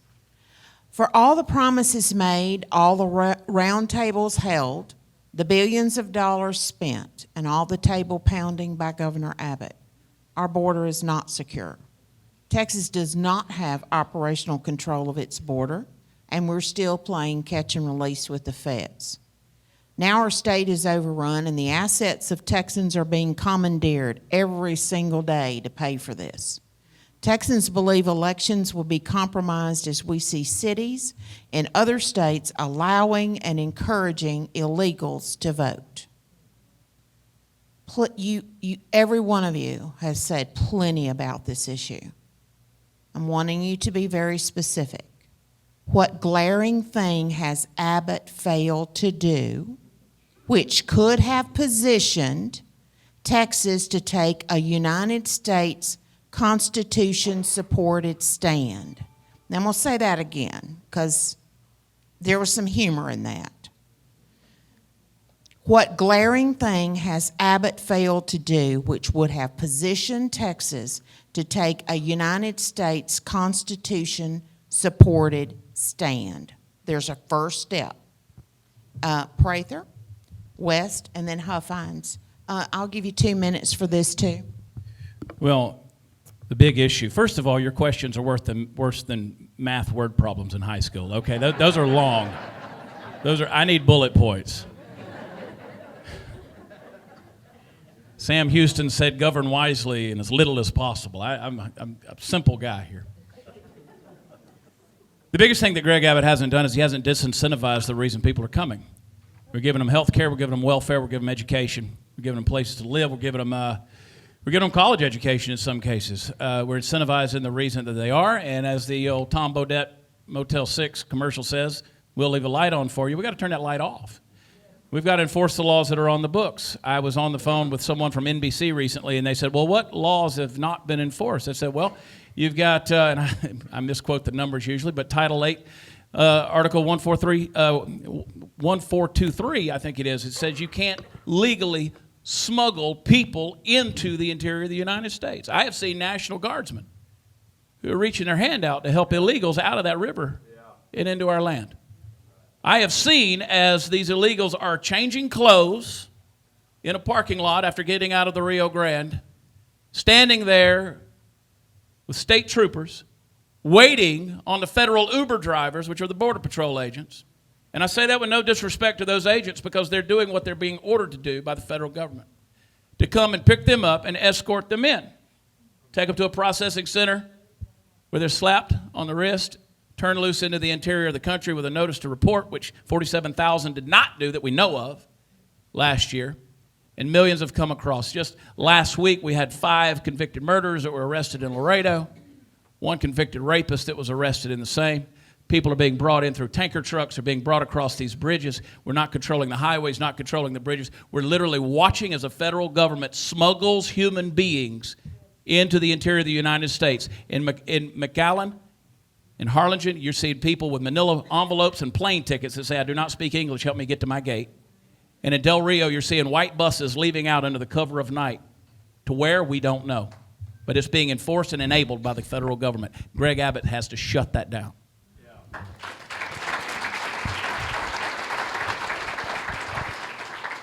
In Article 4, Section 7 of the Texas State Constitution, it lists the duties and responsibilities of the governor as the commander-in-chief of the Texas Military Department. One of the most preeminent duties and responsibilities, just simple 2 words, repel invasions. That has not happened. And so the United States Constitution, as I've already shared, gives us as a state that ability, that enumerated power. The Texas State Constitution tells the governor exactly what to do. We have failed in that we did not create a border control zone. We have failed in that we have not looked at the cartels. We're not fighting against a business organization. We're fighting against a terrorist organization. And we have not designated them as such, so therefore we can go after their resources, their finances. We can freeze their assets, seize their assets. Anyone that is working with a terrorist organization, that's a felony offense. You're aiding and abetting terrorism. And furthermore, you're aiding and abetting human and sex trafficking. Texas is the #1 state in America for human and sex trafficking. Houston and Dallas, top 2 cities for sex trafficking in the United States of America. But the other thing, and Chad just brought it out, we have non-governmental organizations that are getting federal taxpayer money, grants, so they can be the travel agencies for these illegal immigrants. Catholic Charities, Lutheran Ministries. It's very simple. 501c3 not-for-profit organization must ask for permission to operate in a respective state. And so why have we not revoked their license to operate here in the state of Texas? Very simple thing to do. This all comes down to a simple C word, and that's courage. When you have the high ground of the rule of law, you're supposed to act on it. When you're the governor of the state of Texas, you're supposed to be protecting the sovereignty of the state of Texas. Governor Abbott has failed.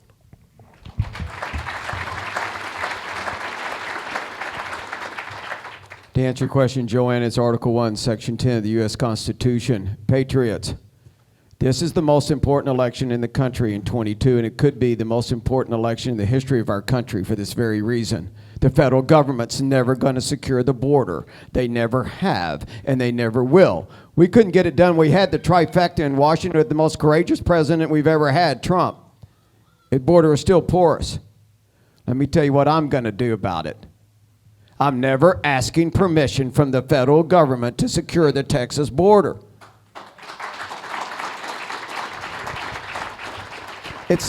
It's not necessary.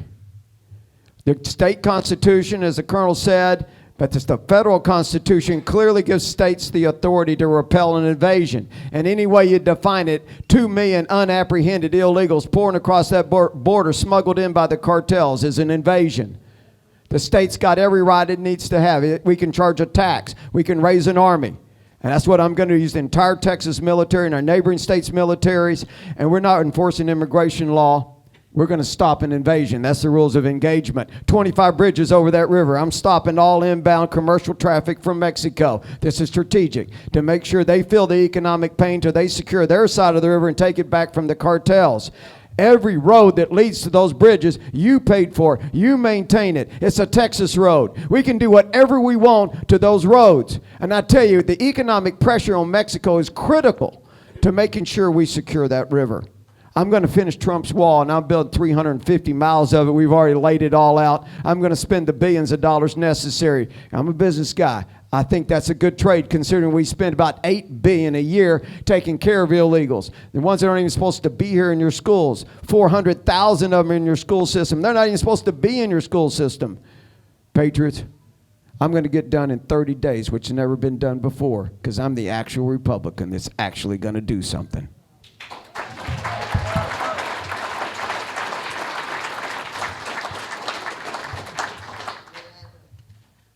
The next question is about separation of power. It's a principle of governance in Texas that has been wildly debased. I'm not looking for any bumper sticker answers in any of these questions on purpose. So give me 2 examples where separation of powers have been thwarted in Texas to the ruination of liberty. Mr. West, you will go first. Mr. Huffines, you're second. Mr. Prather, you will end. As chairman of the Republican Party of Texas, I enjoined a lawsuit against Governor Abbott because he does not have the enumerated power to change Texas election law. And that's exactly what he did when he changed early voting from 2 weeks to 3 weeks. That's a legislative duty and responsibility to change law, amend law, or even to make law. The other thing, when you look at $290 million of your taxpayer money that he allocated non-bid to MTX Corporation to do contract tracing on you. The only people that can appropriate money comes out of the legislative branch. And so what we have seen happen is someone that believes that They have the enumerated power to decide everything unilaterally themselves, and they don't have that. That's a complete violation of the Texas state constitution. After 30 days, even in an emergency, you're supposed to go to the legislature to convene them for any decisions going forward. The thing that we have to start making sure that we understand civics, the roles and responsibility of the respective branches, and no emergency suspends your constitutional rights.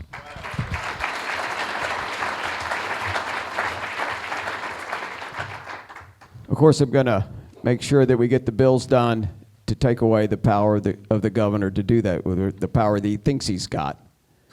Specific examples are so many.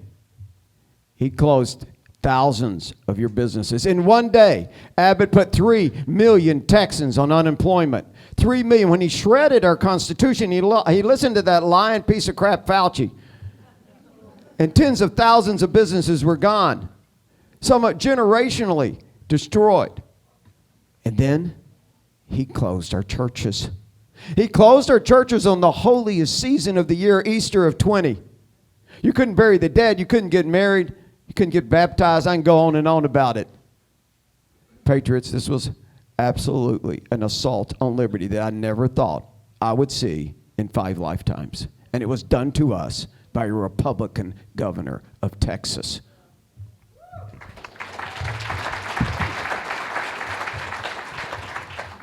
I don't know if you realize it or not, but I've gotten fat on the campaign trail. But I identify as skinny, so I'm trans fat. I couldn't go to the gym last year. Greg Abbott wouldn't let me go. He shut down my rights. I couldn't go to weddings, couldn't go to funerals, couldn't go to pretty much anything. Couldn't leave the house, but I couldn't go to the gym. Now, honestly, I didn't want to go to the gym, but I have a constitutional right when I sign a contract with a gym that the government can't come in there and consider that contract null and void. So that's a constitutional violation. I can continue counting constitutional violations because there's about 16 or 17 that he's done in the last 18 months. Folks, this unilateral dictatorial business that is going on in Austin on the part of this governor who's continually sidestepping the legislative process have got to stop. I've read as much as I can get my hands on COVID and all of this stuff. I don't understand it, neither do the scientists or the doctors, obviously. But I've read the Constitution. And I know that this Constitution was not written to keep you safe or to keep you healthy. It was written to keep you free. Amen. And this governor has trampled it over and over again. It's time to make that a thing of the past.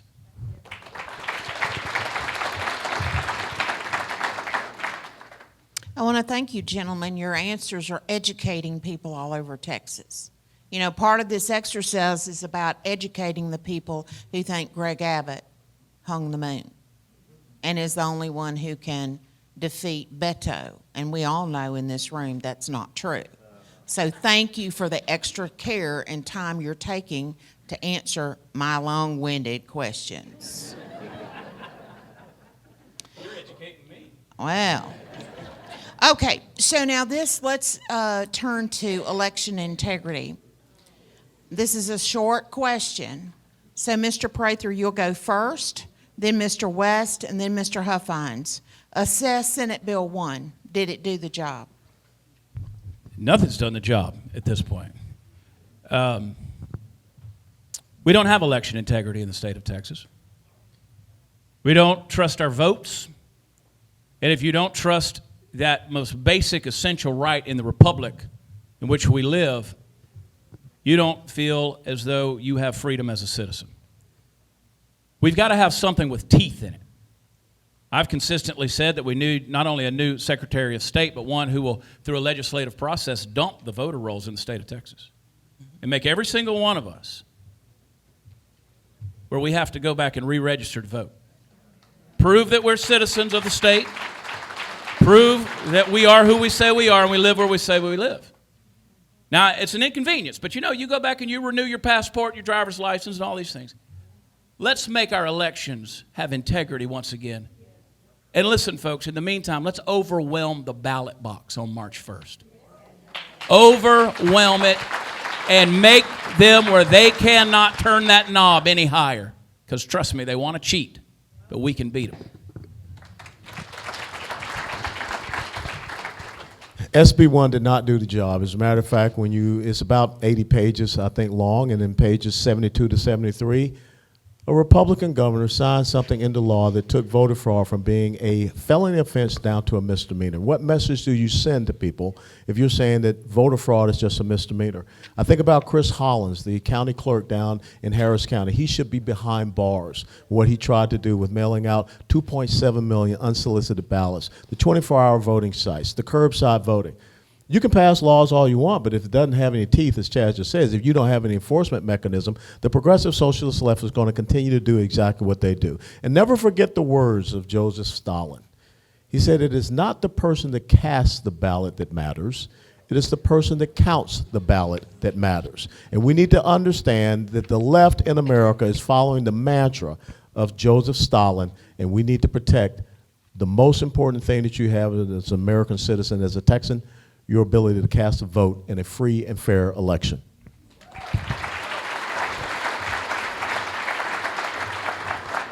The answer to the question is no, it did not go near far enough. We've changed the felonies into misdemeanor, three of those violations, but it also extended early voting, and it's against our party platform right here that says we should only have 7 days of early voting. It's about enforcement. I have a great plan, I think, to make sure you get confidence in your elections, the foundation of our constitutional republic. I'm creating a law enforcement division out in DPS. We're moving Texas Rangers and DPS in, and it's going to have over 500 officers. They're going to be focused strictly on government corruption and election integrity. They're going to follow the ballots. They're going to know where the machines are stored. They're going to know all about the software.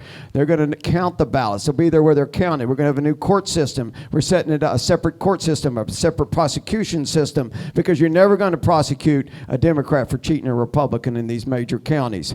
I'm for making sure that we get paper ballots, numbered paper ballots back into every county in the state of Texas. And I'm, of course, champion a forensic audit, a third-party forensic audit of all the elections.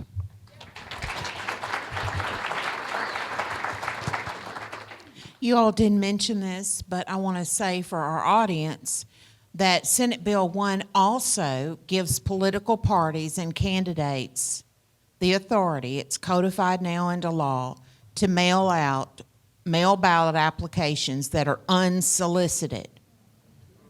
Unsolicited mail ballots being mailed out by political parties. Okay, question. Federal funds, Chad, here's a math question, a word problem for you.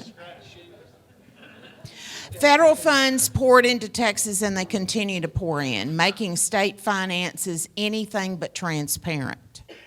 So now, federal funds historically make up 38 to 40% of our state budget revenue. That's before all the COVID stuff, okay? Federal revenue to the state's coronavirus relief fund totaled $44.1 billion in the last budget, and another $36.9 billion is expected during the current 2-year budget period, according to our controller.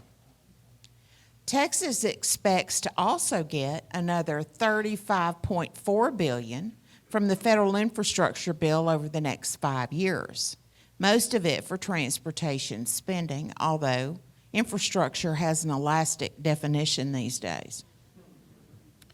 This much extra money makes campaign promises easy to make. What do you believe is an accurate view on the fiscal health of Texas, and on what source would you rely for this assessment? So now, take into consideration the influence of federal dollars before COVID in our federal budget. All this conversation that we're having now about Texas seceding from the Union, all those sorts of questions. An ingredient that must be looked at is the dependence on federal funds in our state budget. So again, with this much extra money, campaign promises are easy to make. What do you believe is the accurate fiscal health of Texas? And if you can give an assessment on the actual fiscal health of Texas, what source would you rely on? And we start with Mr. West. As we said earlier, the actual fiscal health of Texas is quite disturbing. We hear people talk about our budget is balanced, but actually we're $107 billion in debt. And that's where we have to start looking at all those unfunded mandates that are out there that we're not covering, the pension plans and things of this nature. But I think the most important thing we have to remember is that in the Declaration of Independence, it said free and independent states created these United States of America. But when you listen to the numbers that Ms. Fleming just laid out, we're not an independent state. We're a dependent state. And as long as we continue to take this money from the federal government, they always have strings attached. And I think it's so important that we have to send a message that Texas is willing to stand up and be dependent upon ourselves and not dependent upon the federal government, because they're going to start dictating. And one of the critical things I'm asking myself, how is it with all the money that we've been getting from COVID funds and whatever, why do we not have monoclonal antibody infusion therapies available? Why do we not have the testing kits that are available? Follow the money. The health of Texas budget is not good at all. And like I said earlier, this is about spending. And the one thing that drives the budget up a lot is the matching numbers we get from the federal government. The federal government will say, well, you know, like on Medicaid, Medicare, well, if you spend this, okay, we'll match you 10 times or 3 times or 2 times. So everybody in the legislature goes down there, oh, well, we're going to get all this free money. We got to get this free money and matching it. I'm going to make sure that we're not dependent on the federal government for anything. My goal is to make sure we can cut the chains from the federal government as much as possible. And here's the thing, the strings are attached, but if they're going to send us money, like on COVID, 30 billion, and like they're doing in 18 billion, and they got all these strings on it, you know what? I'm going to take that money, I'm tearing up that contract, and I'm sending it back to the taxpayers. I would add to that number $19 billion that was given from federal relief for Texas public schools in COVID relief. We know that about $1.1 billion of that was spent, and $17.9 billion is off in the wind. We have no idea where money like that goes. So we know that there's a mismanagement and a mishandling of the funds. Whenever our founding fathers were trying to establish America and set up this republic, they quoted the Baron de Montesquieu as almost like a preacher does the red letters of Christ. And Montesquieu continually pointed out, he said, when you have a large landmass, you have to be able to break that government up into smaller states and be able to have local governments, or else you're going to wind up like Rome, which started out as a republic and ended up as an empire. So what we have here is the overreach of the federal government, specifically a target on the back of Texas. They want to continue to send us money to keep us on, quite frankly, the government teat. And they want to make sure that we continue coming back and begging them for more. And when we do it, folks, it's not in your hands of how it's managed.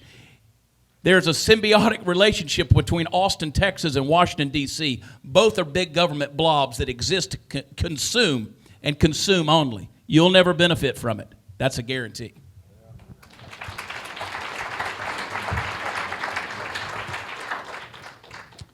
Mr. West, this question is for you, only for you, and you have a minute if you need it. You'll get one too, don't get excited. Wow. Mr. West. That's black privilege. It's because he's black.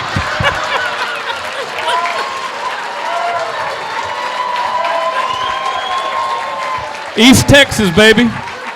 East Texas.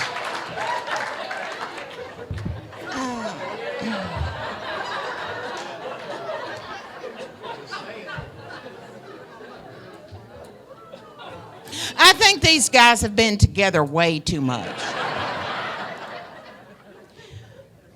Mr. West, if you are elected the governor of Texas, will you work for the passage of a bill to abolish abortion in Texas? And will you sign an abolition abortion bill when it reaches your desk? Absolutely, I will. As a matter of fact, 1 year ago today, I was out in Lubbock, Texas. Because in Lubbock, Texas, on the March for Life, they wanted to make Lubbock, Texas, a sanctuary city for life. And I was out there with them for that. And what happened in May of last year? Lubbock, Texas became the largest sanctuary city for life in the United States of America. That's one of the priorities of the Republican Party of Texas.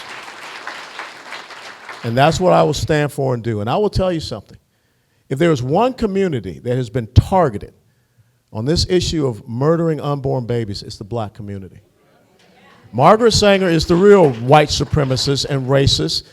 Margaret Sanger spoke at Ku Klux Klan rallies. Margaret Sanger referred to blacks as undesirables and weeds. The second largest facility for murdering unborn babies in the world is located in Houston, Texas. I will shut down that Planned Parenthood headquarters in Houston, Texas.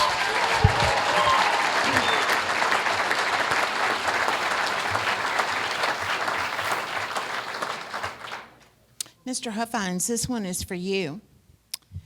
The Texas Transportation Commission has long practiced what we call a consolation cash prize for contractors who bid on state highway projects, but they are not awarded the bid. So let me say that again. The Texas Transportation Commission and the Department of Transportation have a practice of awarding cash prize. I call it cash prize. They call it something else. But anyway, they get money even if they don't get the bid. Okay? So, Mr. Huffines, because I know you know a lot about road construction, is this a good or bad practice? Well, let me tell you why they do it. They do that because they want to get more bidders. In other words, when you're going to prepare a bid on a big highway job, it takes a lot of resources. You got to hire a lot of people to run all the numbers. Everybody in the construction business probably knows that. So they feel like it's basically what they're trying to get is a reimbursement back to the companies that are bidding on the projects. I don't think they should be doing this because that's the cost of doing business with any job. I mean, when people are bidding on my jobs, I don't reimburse them for bidding on it, and neither should the state of Texas. It's a bad process. It really is.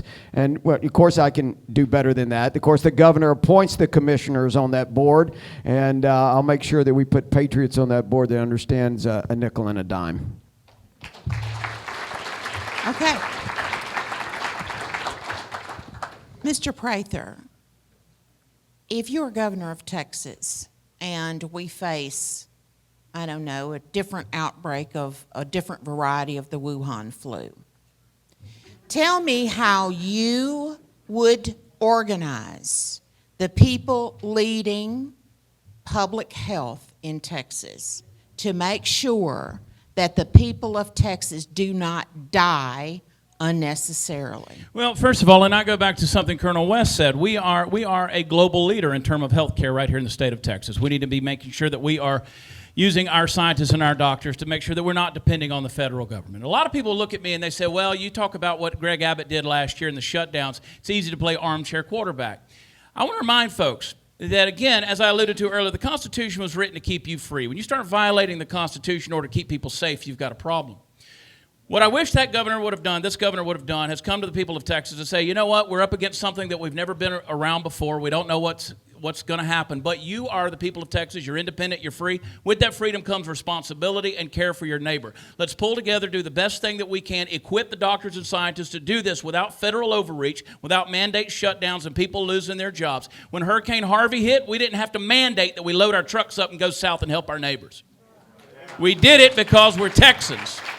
And I believe in Texans to take the best interest for both themselves and their neighbors, and let's incentivize those among us who can help us and make this different and not bureaucracies. Okay, what's the next one? Yeah. Where am I? Okay, all right. So now we'll go in this order. Mr. Huffines, then Mr. Prather, and then Mr. West.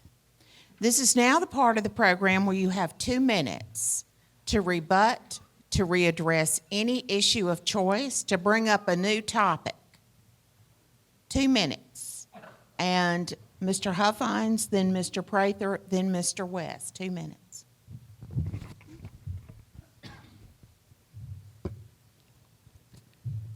I think it's critical that we win this culture war.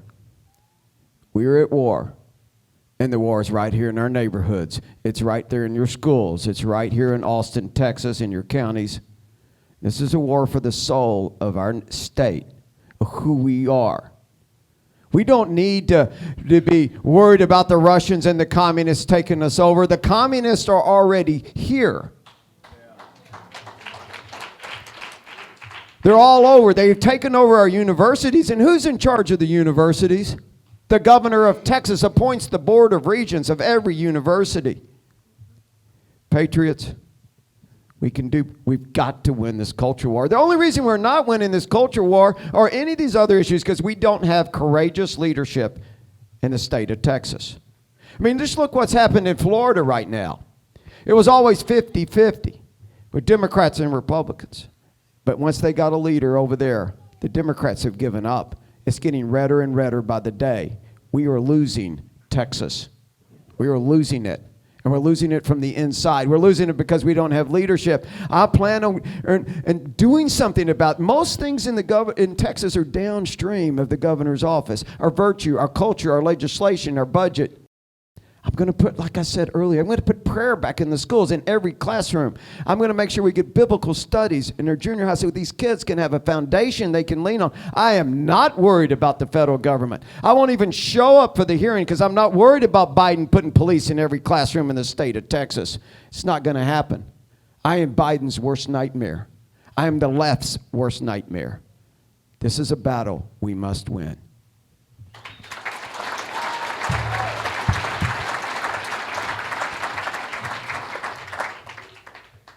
Whenever we woke up on September 1st of this last year, we had 666 new laws in our life. It's an interesting number. You didn't wake up feeling more free on that day than when you went to bed on August 30th. You know, to the senator's point, I bring up something else to you and remind you that you realize that the largest horse ranch that's out there, the Sixes Ranch, that's a great Texas legacy. One of the major investment conglomerates that owns that now is Chinese. They've actually come after our Western heritage because they know that's the heart of America. That Western pioneer spirit, they've come after it. Greg Abbott sent a congratulatory letter to the CCP on 70 years of rule in China. You need to do a little research on that. Just because they have a big R by their name or have a good headline or a soundbite, read the fine print. Greg Abbott's doing a lot of business with China these days and is very much in cahoots with them. These new laws and this bigger government has got to end. I believe the spirit of Texas is alive and well in the people of Texas, but unfortunately we've got some blueberries in the chili. Fort Worth has now voted blue. It depends on how you count those elections. There is a Venezuelan that I don't trust in charge of those ballots. But now voted blue in 2 different elections, in Dallas, El Paso, San Antonio, Houston, and of course the hub, which is Austin. But I want to put the power back in the hands of the people, the real Texans in which the spirit and the dignity and legacy of Texas dwells. We need to pass legislation that says if there's going to be an amendment to the Texas Constitution, that it needs to be ratified by 75% of the counties in the state, which gives Tyler, Texas the same say as a place like Dallas. Instead of being dictated to by these laws of big government, folks, let's take control back and get government out of our lives.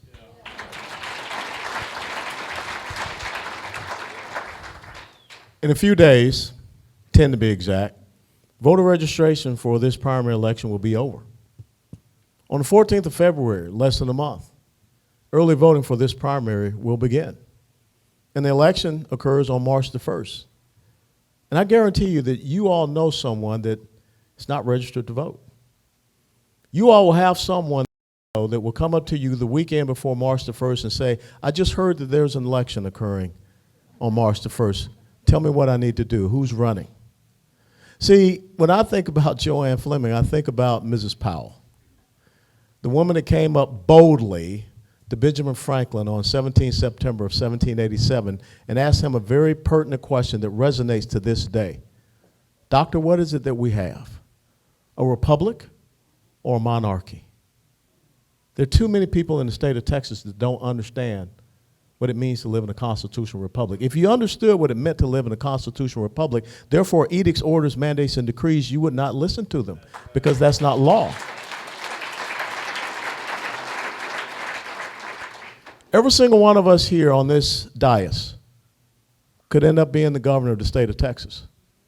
But if you don't do your duty and go down the ballot, making sure that you send a supporting cast to the Texas State House, making sure that you send a supporting cast to the Texas State Senate, make sure that you have a supporting cast at your county and your local level elections, then we're just going to be hamsters on a wheel.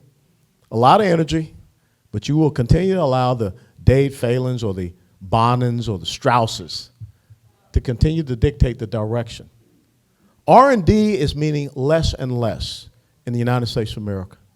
It's all about your philosophy of governance. Do you believe that the individual is supreme over the institution of government?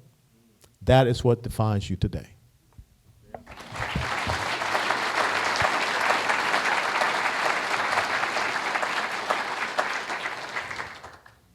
Okay, now you have 1 minute to close the deal.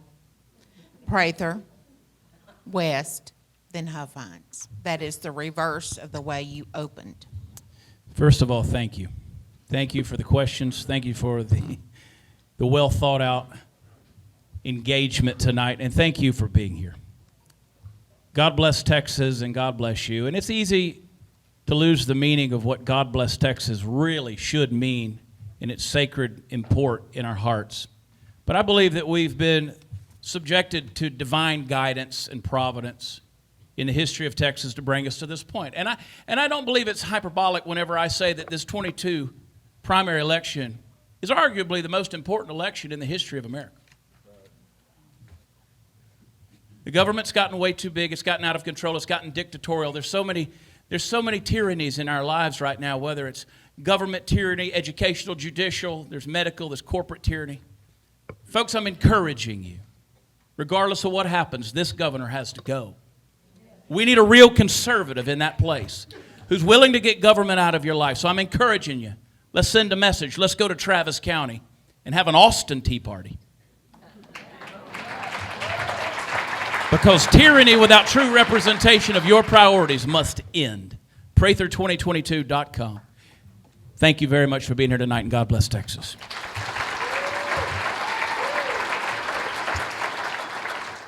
There are men and women out here in this audience that we once did something in our lives that bind us together as brothers and sisters. On 31 July 1982 at the University of Tennessee, Knoxville, Stokely Athletic Center, I stood with my father on one shoulder, my mother on the other shoulder, and I raised my right hand, same as my dad had done when he went off to fight in World War II. And I repeated some simple words, that I would support and defend the Constitution of the United States of America against all enemies, foreign and domestic, that I would bear true faith and allegiance to the same, that I took that obligation freely without any purpose of evasion or mental reservation, so help me God. Dad had said that oath. My older brother said that oath. I said that oath. My nephew, who is currently serving, said that oath. My father-in-law, who's buried in Arlington National Cemetery, said that oath. The only thing I'd like to be able to do is stand before you all and take an oath to the Texas State Constitution. God bless you and thank you.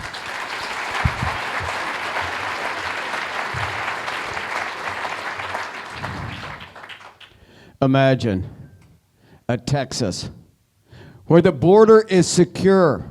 All the fentanyl stops, all the sex trafficking, all the human trafficking is over. Imagine a Texas where you actually can own your own real estate, your own home, your own land, your ranch, your business. Imagine a Texas where you have confidence in the election that your votes aren't being stolen. My agenda is your agenda. The Republican Party platform is my agenda. Patriots, there's no cavalry coming over the hill. You're it. This is our time, the time we've been waiting for. Help me cut the chains of government. Help me awaken the sheep that are sleeping.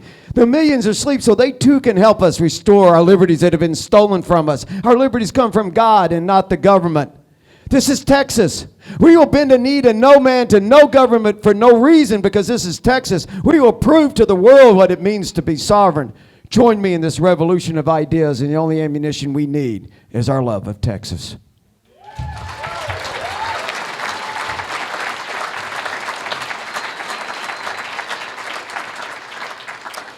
Thank you, candidates, for being here this evening, and thank you for running. Thank you for stepping up when Texas needed real patriots. Thank you. Thank you.